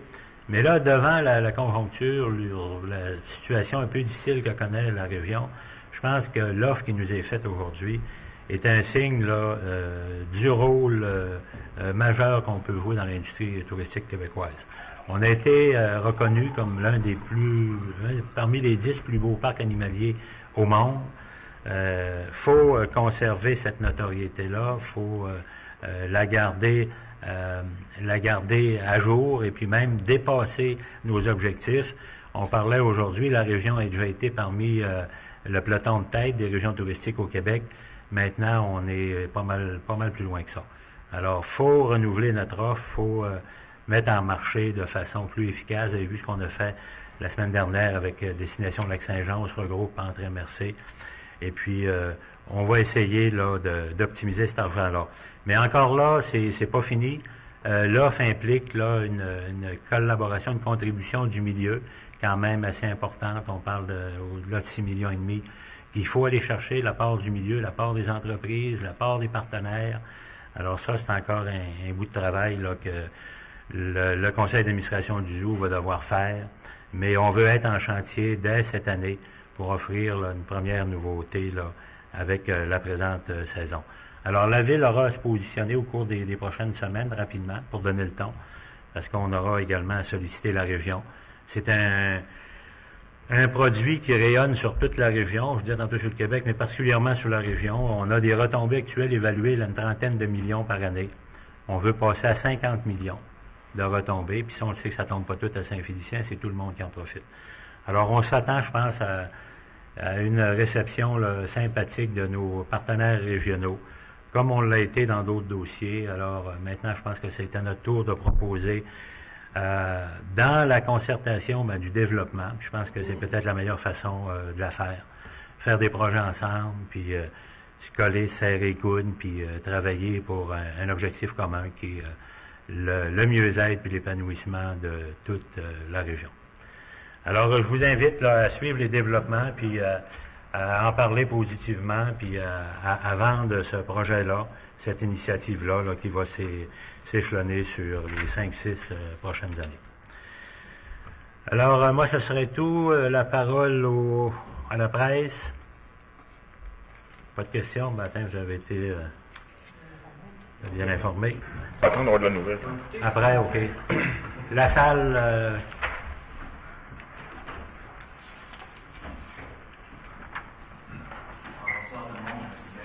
22-20, route Saint-Eusèbe, Saint-Félicien. Alors, j'ai deux questions. La première question, c'est par rapport au PPU, schéma d'aménagement. Je pense que c'est bien de permettre l'usage résidentiel sur le boulevard du Jardin, toutes les parcelles qui seraient potentiellement bâtissables, mais ce que je comprends pas, historiquement, dans le rang Saint-Eusèbe, pour valoriser un petit peu les terrains qui sont comme... qui seraient possibles, mais là, j'ai vu le nombre de règlements ce soir que vous avez passé pour essayer de permettre ça. Je comprends pas pourquoi que Saint-Eusèbe a été oublié. Ça, c'était une question qui m'est passée par la tête, là. Parce qu'il y a beaucoup de terrains quand même qui seraient... On l'a vu dans le passé, beaucoup de zones qui ont eu des demandes qui ont été faites à la CPTAQ qui ont été refusées, mais là, avec le schéma d'aménagement qui est nouveau, mais peut-être que l'article 59, il y aurait possibilité de faire quelque chose. Alors, je me demande pourquoi que ce soir, il n'y a rien par rapport à Saint-Eusèbe. C'était ma première question. C'est parce qu'il y a eu des périodes de consultation où vous avez fait une intervention ce soir. Il n'y a pas eu, puis on n'a pas tenu particulièrement là, à étaler et à étirer encore plus dans ces secteurs-là, qui étaient des secteurs pour une partie de la législature à une époque. Des parties qui sont enclavées dans la zone agricole aussi, vous le savez, vous êtes agriculteur, je pense, de foncier, puis résident du secteur. Au moment des consultations, je pense qu'il n'y a pas eu d'intervention précise dans ce sens-là. On a dézoné quelques portions, il y a eu des demandes. Il y a une disposition là dans le schéma d'aménagement qui sont des îlots déstructurés, qui permet quand même de réagir. Quand on arrive dans une portion là, où il y a quelques terrains qui ont un potentiel, qui ne sont pas reconnus par l'agriculture, où on peut aller chercher l'accord de la CPTAQ. C'est encore possible de le faire. Oui, non, ça ne change rien. Puis dans des portions du boulevard du Jardin, on l'a dit, là, de l'autre côté de la voie, plutôt qu'élargir. Parce que le ministère nous restreint. C'est pour ça que ça a pris 5 ans avant d'adopter le nouveau schéma qui a pris quasiment 25 ans à réaliser. Mais la CPTAQ, le ministère des Affaires municipales, la desserte du secteur de villégiature de sa méthode, il a été refusé 3 fois là, dans l'actuel règlement qu'on a. Alors, non, la disposition reste pour les quelques cas. Je sais qu'il y en a dans Saint-Eusèbe. La demande est toujours possible. On vient de le faire d'ailleurs cet automne. On a autorisé 2. Il s'agit de les faire individuellement. Il y a une disposition qui le permet, mais on ne peut pas l'élargir là. Sans ça, là, ça n'a plus de fin. Puis la réglementation de l'urbanisme peut plus être appliquée. OK. Alors, ça répond pour cette partie-là. L'autre partie, c'est au niveau de la piste de motocross. Nous, les résidents de Saint-Eusèbe, on permet depuis X temps, là, ils appellent ça la 20. La 20, parce que la piste de motoneige circule et on prend les assurances, responsabilités, puis les motoneiges passent. Puis en été, c'est sûr qu'il y a des motocross, des 4 roues, puis la route est extrêmement brisée l'été avec des bosses un peu partout. Il n'y a jamais d'entretien qui se font. En plus que le trait carré, le canal, le fossé n'a jamais été entretenu depuis très, très longtemps. Et quand il y a beaucoup de castors dans le secteur, et là, à ce moment-là, quand la ville arrive, puis que là, défont le barrage de castors, ben là, ça fait une montagne, puis là, il y a un danger. Moi, je trouve que c'est... En tout cas, il y a 2 cas en particulier où j'avais fait égaliser le terrain pour pas qu'il arrive d'accident.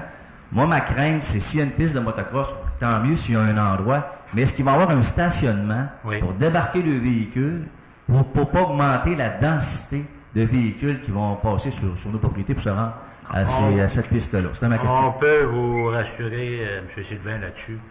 Ça a été fait d'un norme. Il va y avoir un stationnement à l'intérieur. Il y a une zone d'arbre qui va être conservée. Il y a un talus qui va être avec la couche arabe du sol qui va être montée pour couper le son. Ça va être fait là, dans les normes, là, ce qu'il y a de plus pointu. C'est pour ça qu'on a pris des années. Alors, on avait déjà eu une mauvaise expérience. Inquiétez-vous pas. Merci. Vous allez pouvoir assister à quelque chose, une mise en place là, qui va être faite de façon professionnelle.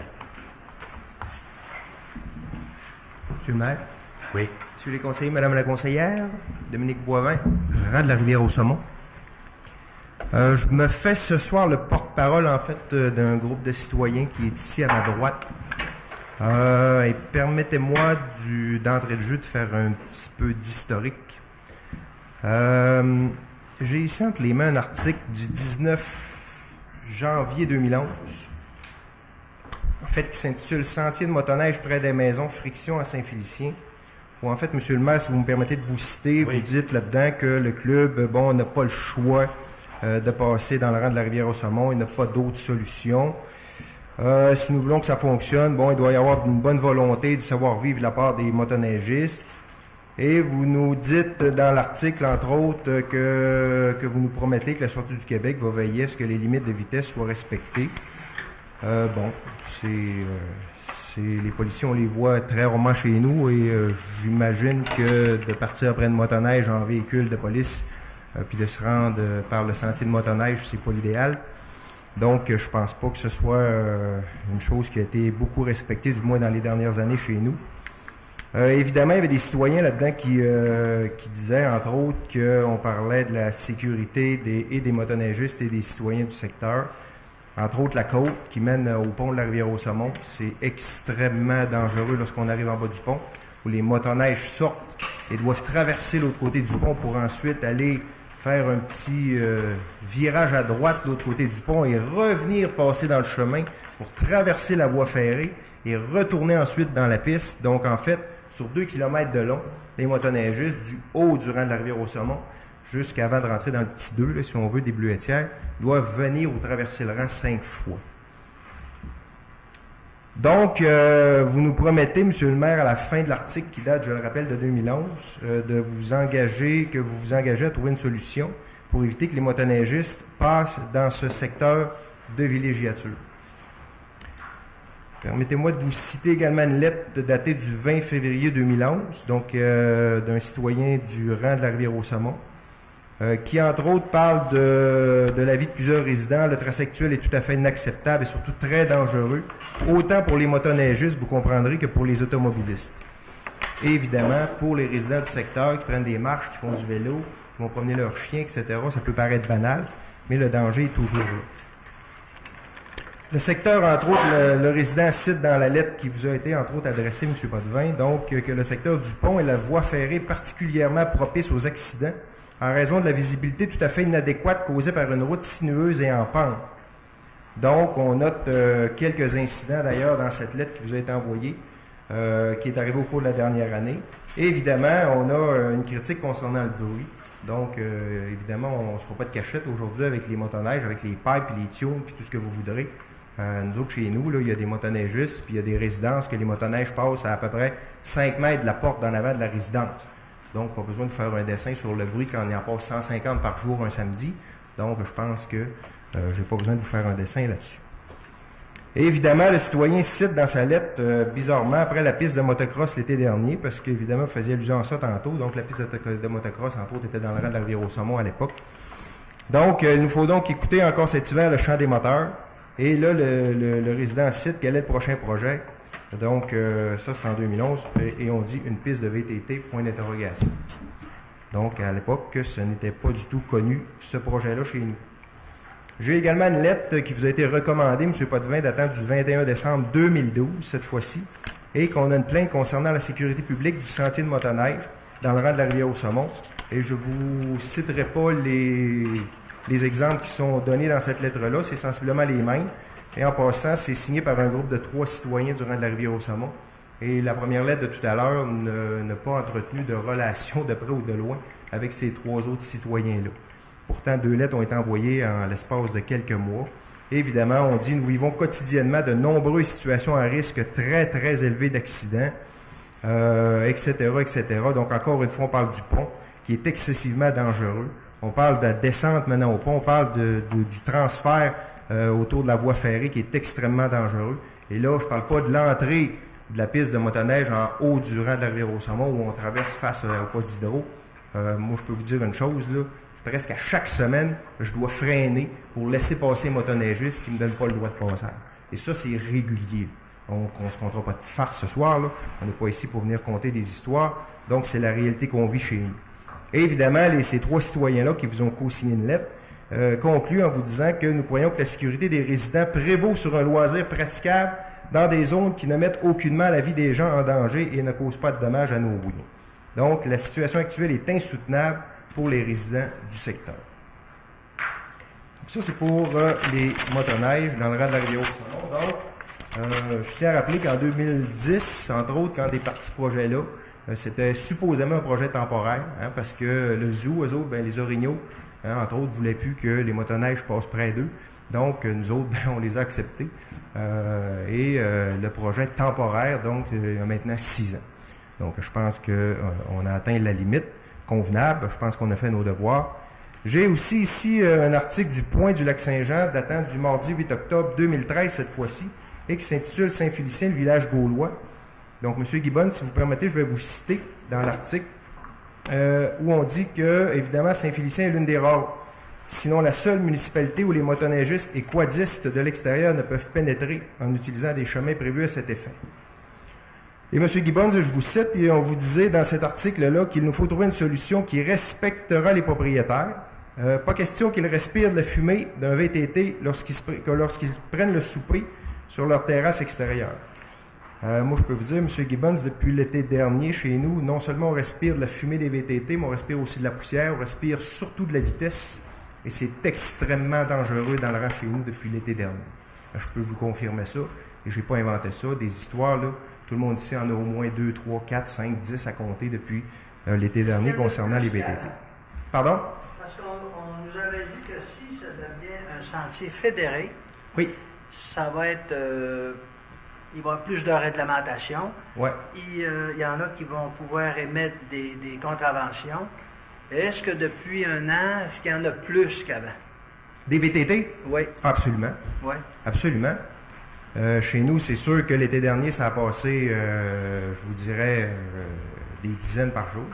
Okay. Puis c'est à toute vitesse, c'est à toute heure, c'est sur 2 roues, c'est les motocross sur une roue, c'est les côte à côte qui passent à 120 km à l'heure. C'est tout ça qu'on a chez nous depuis l'an dernier. En fait, je finis avec une citation également, M. Gibbons, et vous avez tout à fait raison en disant qu'il faut en arriver à suggérer un accès aux motoneigistes et aux quadistes.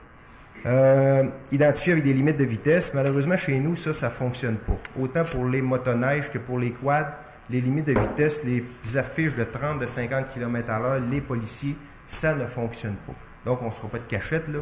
Le policier qui veut partir après un quad, puis que le quad, il prend la clé des champs dans le coin des Guillotières, oubliez ça. Donc, on est parti, puis il n'y aura pas de policier pour arrêter ce monde-là à ce moment-là. M. Boivin, oui. Ben, vous pourrez continuer, mais pour compléter un peu les interventions là, depuis 2011, c'est sûr que à ce moment-là, on recherchait une solution. Puis là, on s'est fait accuser, Saint-Félicien, ce que dit M. Gibbons est important. Oh oui. On est contre la motoneige et les quads. Saint-Félicien, on ne veut pas donner le droit aux 900 membres du relais des buts d'utiliser la machine. Puis aux 500 membres du club de quad, ils disent que moi, ils m'accusent que je suis un anti-quad et un anti-skidoo. J'en ai pas. Ouais. Et j'en veux pas, là, parce que j'en ai déjà eu. J'ai eu mon lot, là. Puis moi, je le fréquente, votre secteur, mais à pied. C'est mon lieu de marche. On vous voit souvent d'ailleurs. Oui. Puis j'aime ça, puis j'apprécie, puis c'est un beau décor. Ouais. Puis là, on va essayer de trouver encore des solutions. Mais avez-vous des suggestions à nous faire où vous... Tout simplement, c'est à la ville, puis c'est pas à la ville, c'est une voie publique. À la limite, on pourrait dédier la voie publique en réglementant encore plus, parce que s'il n'y a pas d'autre hypothèse de passage, qu'est-ce qu'on fait? Est-ce qu'on interdit, on déclare hors de la loi les 900 membres de la motoneige, puis les 400-500 membres du quad? Ou qu'est-ce qu'on fait? Où on investit? Tu viendras t'exprimer. Avez-vous une petite piste de suggestion à nous suggérer? On a voulu même, imaginez, forcer un regroupement avec la Dorée pour les dévier par leur enceinte, le long de la route régionale. On pense que ça aurait été la solution. Oui. Il aurait quitté, là, Rambiel, le territoire, mais dans l'emprise de la route régionale. Oui. Mais ça a été une fin de non-recevoir. Oui. Ben nous, c'est la solution qu'on envisage. Puis vous le savez, puis il y en a parmi vous autres qui le savent, j'ai fait des démarches, j'ai rencontré les gens du club de la Dorée. Oui. L'ouverture n'était pas diable, là, c'était question du club. Parce qu'on est le dernier club de motoneige qui reste avec un chalet qui exploite. C'est pour ça un peu là, la fréquentation du secteur. Mais en fait, en tout cas, pour faire du pouce peut-être sur votre idée, peut-être que la façon qu'on travaille n'est pas non plus la bonne. On part du chalet. Bon, le chalet, on va se le dire, là, c'est pas le chalet qui viennent de construire au Mois-Pica non plus. Non. Donc, il y aurait peut-être lieu de repartir en neuf et pour les quads, et rassembler tout ce monde-là et de se réunir alentour d'une table. En fait, moi, c'est ce que j'allais un peu vous proposer tout à l'heure. Nous, on est prêts à être là-dessus, pas pour nécessairement vous dire passer dans le rang simple, passer dans le rang Saint-Eusèbe, amener la Dorée par là ou quoi que ce soit comme ça. Nous, ce qu'on veut, c'est la confirmation que ça passera plus chez nous. Mais on est prêts à s'asseoir des citoyens pour donner des solutions. Puis la solution, c'est peut-être de repenser le relais des buts. Oui. Donc, évidemment. Puis donc, regardez, puis moi, j'aimerais au moins que vous admettiez une chose, c'est qu'on n'a pas rien fait. Le motocross, vous avez prouvé que c'était pas viable et qu'il y avait des contraintes. Oui. On l'a fermé. J'ai pas mentionné ça. Vous pensiez que le conseil est de bonne foi. On cherche avec vous autres. Oui. Ils peuvent pas approcher la ville, là, c'est un problème, là. Il y a des gens qui s'objectent, puis on veut trouver des solutions, on intervient auprès des propriétaires. Oui. On y pense, mais en tout cas, j'aime votre attitude, parce que c'est comme ça qu'on va retrouver une solution, on va se repencher sur le dossier. Ben, en fait, M. le maire, moi, juste un petit point, c'est que vous voulez travailler avec nous, mais en tout cas, entre autres, dans le dossier des motoneiges, jamais on n'a été consulté au départ.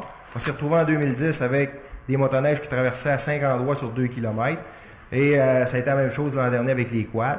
Hein, parce que si je continue un petit peu mon historique, si vous le voulez bien, j'ai un article du 8 juillet 2014, où encore une fois, je vais citer M. Gibbons, qui dit que, évidemment, la ville de Saint-Félicien a réussi à développer la première phase de son sentier de quad. Ben, nous autres, on n'a rien contre ça, là, OK? Et évidemment, on dit que les amateurs pourront rejoindre l'hôtel du Jardin depuis la Dorée. Et on dit que nous avons cette portion de réglé, et c'est un sentier qui est partagé avec la motoneige. Le parcours emprunte le petit rang 2, le rang de la rivière au Saumon, pour ensuite traverser le boulevard du Jardin, sous la ligne de transmission. Malheureusement, nous autres, on n'a pas fait partie de cette décision-là. Donc moi, je suis d'accord avec vous qu'on peut en faire partie. Pour l'instant, depuis 2010, on n'en a jamais fait partie. Et là, on s'est ramassé avec des motoneiges. Et là, je vous le dis, le danger, là, il est réel. Il faut rester chez nous pour le voir, là. Les motoneiges, là, venez faire un tour. C'est de toute beauté. Et là, pensez pas là, que parce que là, les propriétaires, là, dans le temps des fêtes, en passant, c'était la piste de course chez nous, hein, parce qu'on avait permis de partir du pont et de se rendre au petit 2 avec des bâtons rouges sur le long du rang chez nous. Là. Donc, sur plus de 2 km, là, c'est en ligne droite comme ça. Les motoneiges partaient du pont. Et quand ils sortaient du pont, ils se ramassaient, en tout cas, en face de chez nous, je n'ai rarement vu à votre 100-120 km à l'heure, puis ça rentrait dans le petit 2 en belle ligne droite. C'est ce qu'on a vécu, nous autres, pendant 3 semaines dans le temps des fêtes. Quand moi, je viens me promener avec mes 2 petites filles, de 2 ans et de 5 ans, c'est ça qu'on a vécu la réalité chez nous. Alors, je pense que la Ville a reçu quelques plaintes dans le temps des fêtes, entre autres, hein, parce qu'à un moment donné, c'était devenu inacceptable. Alors, qui a accordé ça de mettre des poteaux rouges sur 2 km, 2 km et demi pour... C'est-tu parce qu'on n'avait vraiment pas le choix? Ben, je pense pas. Je pense pas qu'on ait le choix ou pas le choix de mettre la sécurité des gens en jeu. Et ça, dans le temps des fêtes, ça a été la goutte qui a fait encore plus déborder le vase que la goutte des quads de l'été passé. Ça a été extrêmement dangereux pendant tout l'été. Le bruit, là, ça a été incroyable pendant tout l'été dernier. Donc, je vais juste terminer, monsieur le maire, si vous voulez. Donc, en fait, je pense que là, on a fait notre bout. On vous accorde que la Ville essaie de trouver des solutions. Ça, c'est indéniable. Chez Gibbon, c'est à plein temps. Là. On l'a dédié. Absolument. Oui. Puis ça, on n'a rien contre ça. Sauf que malheureusement, je pense qu'il a manqué une étape dans toute cette histoire-là, et autant des motoneiges, et autant des quads, c'est la consultation des citoyens du rang de la rivière au Saumon. Là, je pense qu'on a fait notre bout. Je pense que depuis 2009-2010, on a accepté un sentier temporaire. Là, je pense que c'est assez. Là, je pense que la sécurité des citoyens est en jeu. Et nous, on a fait notre bout de chemin. La consultation publique, on l'a faite pour vous autres. Donc, j'ai entre les mains une pétition signée par 40 personnes. 100% des résidents de la Rivière-au-Saumon l'ont signé. Et un bon pourcentage des propriétaires de l'eau du rang 2 l'ont signé également. Donc, j'ai 40 signataires là-dessus. Et si vous me permettez, M. le maire, ça va bien illustrer ce qui se passe chez nous. Je vais vous la décliner, si vous le voulez bien, tout le monde. Oui. Donc, j'ai une pétition. Nous sous-signés les résidents du rang de la Rivière-au-Saumon et propriétaires de terres privées du rang 2 désirons porter à l'attention de la Ville de Saint-Félicien les faits suivants. Considérant que plusieurs motoneigistes empruntent chaque jour le rang de la Rivière-au-Saumon au lieu de la piste balisée, et ça, c'est quotidien. Considérant que les VTT empruntent le rang de la Rivière-au-Saumon depuis l'été 2015, et je vous ai soulevé quelques problématiques tantôt, et je peux vous dire qu'il y en a d'autres. Hein. J'ai même parlé à quelqu'un dernièrement qui me disait qu'il y avait eu beaucoup de transport de bois chez nous l'été dernier, et il ne comprend pas pourquoi il n'y a pas eu de mort, parce qu'il est arrivé face à des VTT dans le détour du Petit 2, et puis les VTT se sont littéralement jetés dans le bois quand ils ont arrivé face à face avec la vanne de bois. Donc ça, c'est la réalité qu'on vit au quotidien chez nous. Considérant que les déplacements dans le rang de la Rivière-au-Saumon sont dangereux, autant en voiture, à la marche, évidemment, à la course à pied, en vélo, l'été comme l'hiver, et là, évidemment, c'est aussi dangereux pour et les quads et les motoneigistes, on se comprend. Considérant que la cohabitation des voitures, motoneiges, VTT dans le secteur du pont et de la voie ferrée est particulièrement dangereuse à cause de l'étroitesse du pont et de la configuration sinueuse de la route. Considérant que la vitesse des motoneigistes et des VTT est souvent très élevée. Considérant un risque accru d'accident impliquant une voiture, un VTT ou une motoneige. Considérant que la sécurité des résidentes et des résidents est un enjeu majeur dans ce dossier. Et là, j'inclus ici les motoneigistes et les VTT, vous le comprendrez. Considérant que les résidentes et les résidents ont choisi de s'installer dans ce secteur de villégiature, et je reprenais votre citation du premier article de tantôt, principalement pour sa tranquillité, considérant que le bruit est un enjeu majeur dans ce dossier, considérant que les propriétaires des terres privées, évidemment, c'est ce qui fait que l'an prochain, la motoneige ne fonctionnera plus chez nous dans l'état actuel des choses. Donc, les propriétaires des terres privées permettant l'accès aux motoneigistes ont signifié leur intention, et ça a été clair avec les dirigeants du Relais des Buttes, de ne pas renouveler leur droit d'accès sur leurs terres pour 2016-2017. Donc ça, c'est clair pour les résidents sur lesquels passe la piste présentement. L'an prochain, c'est terminé. Donc, considérant que toutes les décisions en lien avec la circulation des motoneiges et VTT dans le rang de la rivière au Saumon ont été prises sans aucune consultation auprès des résidents et des résidents, alors nous, la consultation, on le fait. Donc, à ces causes, les pétitionnaires demandent que soit modifié dès le printemps 2016 le sentier de VTT afin d'éviter de circuler aux abords du rang de la rivière au Saumon, que ce soit sur des terrains privés, des terrains de la ville, en bordure de la voie publique ou sur la voie publique, et que soit modifié dès le printemps 2016, pour l'automne 2016, le tracé du sentier de motoneige afin d'éviter de circuler aux abords du rang, que ce soit sur des terres privées, terrains de la ville, bordure de la voie publique ou sur la voie publique. Donc, que chaque signataire soit informé, et je pense que là, ça devient important, là. Je pense qu'on est assez attendu. Donc, je pense que là, on peut se parler. Les cachettes, c'est fini. Donc, nous, on va être informés, donc par le biais d'une lettre ou d'une rencontre publique sur la suite des choses. Donc, c'est ce qu'on demande. Et on est même prêt à faire partie d'un comité. Et le comité, pour nous, doit être formé des quadistes, des motoneigistes et des résidents concernés, que ce soit nous, que ce soit où ils vont passer prochainement. Donc, je pense que c'est de cette façon-là qu'il faut travailler.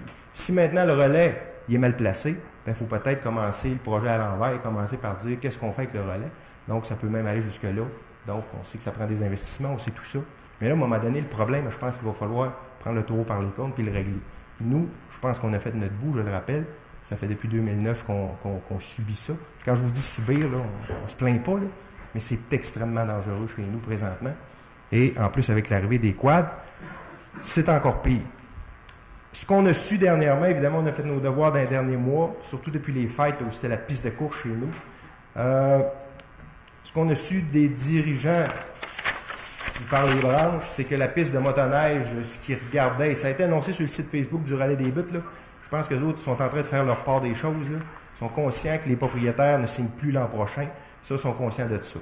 Nous, ben, on ose croire que la Ville n'autorisera pas un passage dans le rang avec des poteaux rouges, comme ça a été fait dans le temps des fêtes, sur une longueur de piste de course. Et on a entendu que peut-être le projet était de descendre au pont, sauter la voie ferrée et de partir en longeant la voie ferrée sur les 50 mètres qui ont droit, il paraît. Ben nous, c'est incontestablement refusé comme projet. On sait tous, et on ne se fera pas de cachette ici, là. Si on permet au quad et on permet au motoneige de descendre au pont, on va vivre exactement pour les 20 prochaines années la situation qu'on a vécue dans le temps des fêtes. On va arriver au pont, et pensez-vous vraiment que 100% des véhicules vont s'en aller vers la piste? On ne se fera pas de cachette, ça va filer, et ça va prendre la ligne droite. Et là, vous allez peut-être avoir investi 150, 200 000 pour faire débossailler ça, mettre des ponceaux, mettre des ponts, etc. Pour sortir, je ne sais pas où. Mais je pense que ce projet-là, il est pour nous autres non viable. Donc, nous autres, on veut que dès l'approche de la ville, il y ait de la signalisation, dès le printemps, pour dire aux quadistes, regardez, parce que là, ils sont habitués de venir. Là. En passant, M. Gibbon, chez nous, ils sont bien habitués de venir. Là.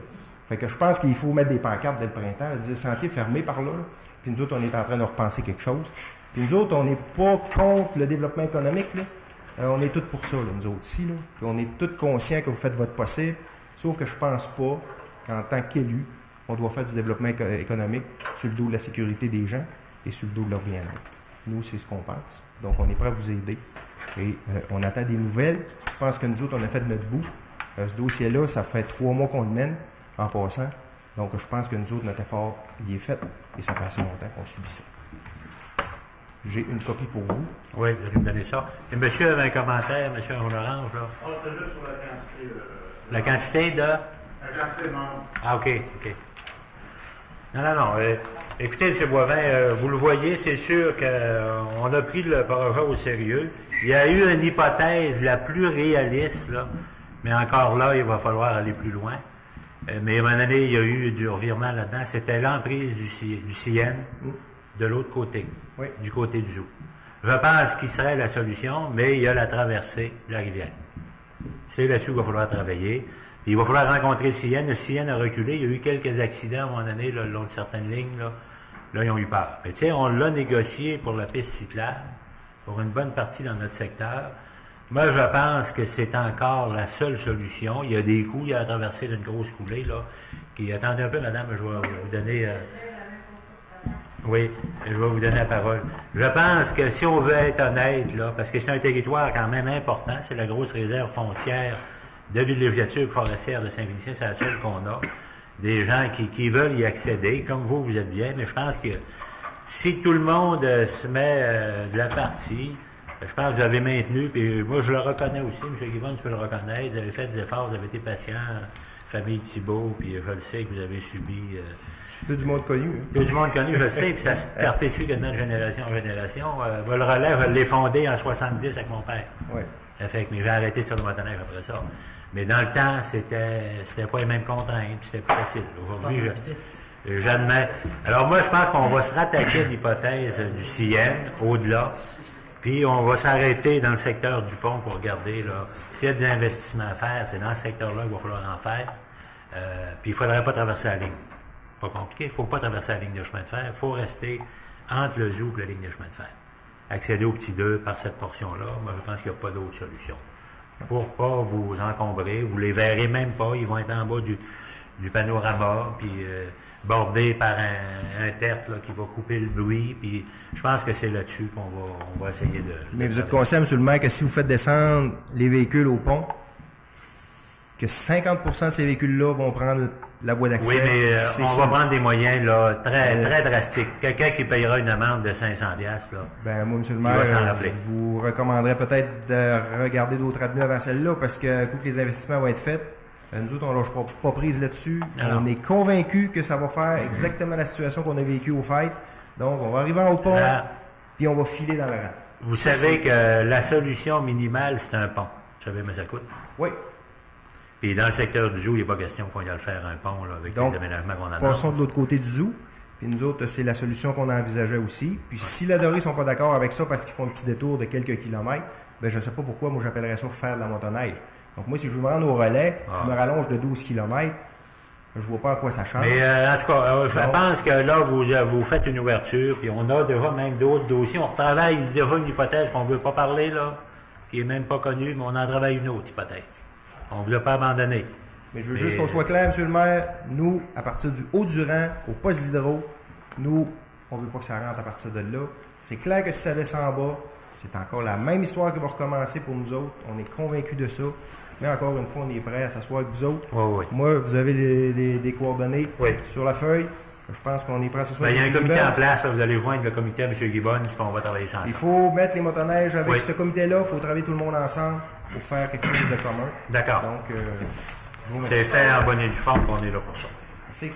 Merci, M. Boivin. Madame, vous aviez un petit commentaire? Oui, moi, ce que je voulais dire, vous parlez d'une possibilité de faire même le chemin de fer. Nous autres, le problème que ça nous amène à nous autres personnellement, ben, c'est sûr qu'on ne veut pas non plus. Mais le problème que ça nous amène, c'est que ça coupe nos terres. On a 2 terres qui traversent nos bases. Fait que là, ça coupe complètement les 2 terres. On est rendu avec 4 terres au lieu de 2. Parce que là, ça coupe. Mais c'est l'emprise, ça serait dans l'emprise du CN. Oui, mais ça fait rien, nous autres, on traverse le CN. Oui. Ça fait que mais ce serait une servitude partagée. Tu sais, à un moment donné, là, c'est parce que... mais on vient de parler, on sait comment est-ce que ça va aller. OK, on va regarder, on va tout regarder les possibilités, on va en rajouter une autre, puis on va vous impliquer avec nous pour réfléchir à ça. D'accord. Merci. Bonsoir, M. le maire, les membres du conseil. Ma question est au sujet de l'item 41. Le règlement pour établir un programme aux fins d'accorder une aide sous forme de crédit de taxe pour les immeubles compris dans l'unité d'évaluation 751 centre touristique.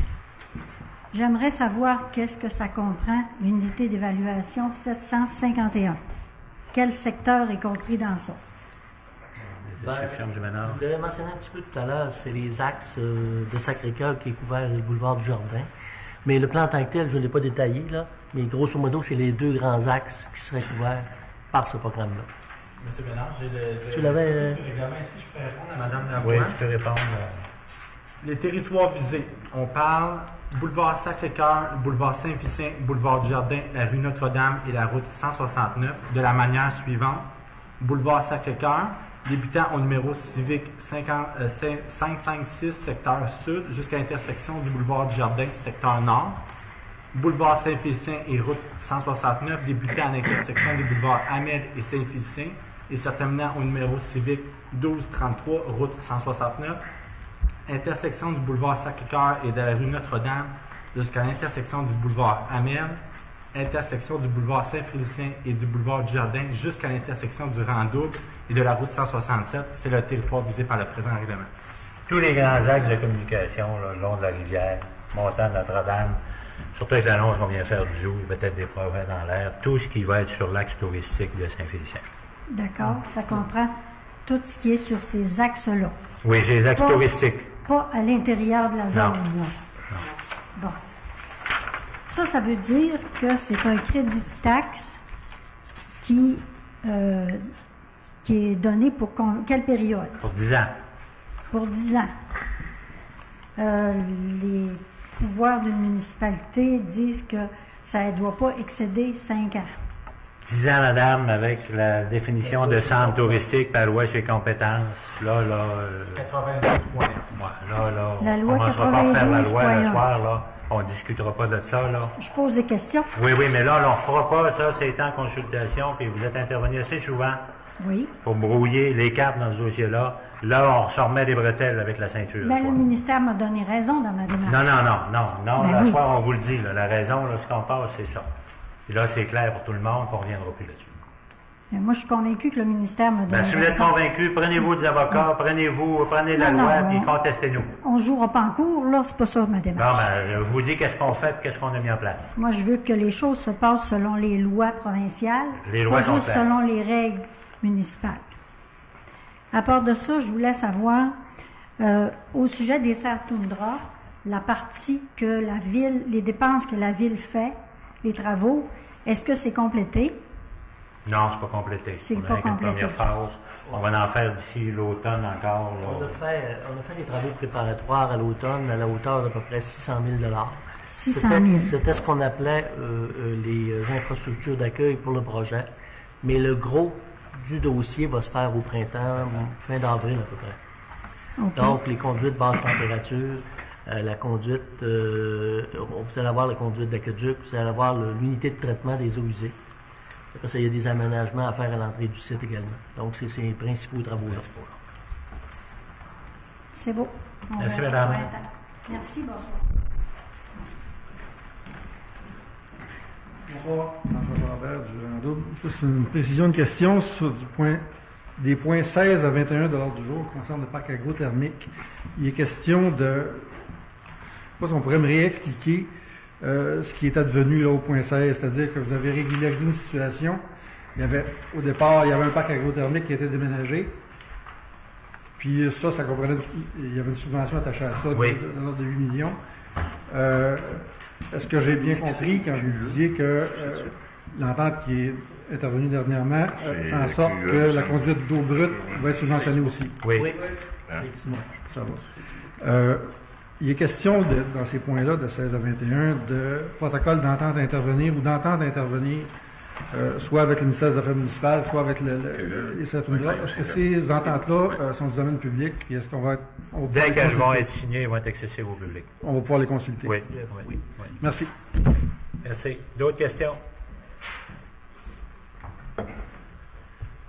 Alors, s'il n'y a pas d'autres questions, je pense que c'est une bonne soirée de travail. Merci aux gens d'être venus en délégation, venir nous rencontrer. Ça, je pense que c'est important de poser une position claire, mais on continue de travailler ensemble. On va en trouver une solution. Vous avez vu, il y a des dossiers encore plus complexes qu'on a réglés. On doit être capable de trouver la vôtre pour vous donner la quiétude que vous avez besoin. Alors, merci tout le monde. Merci les gens à la télévision. Puis à la prochaine. Une proposition pour la levée de l'Assemblée. M. Paradis, M. Gibbons, merci bien. À la prochaine tout le monde.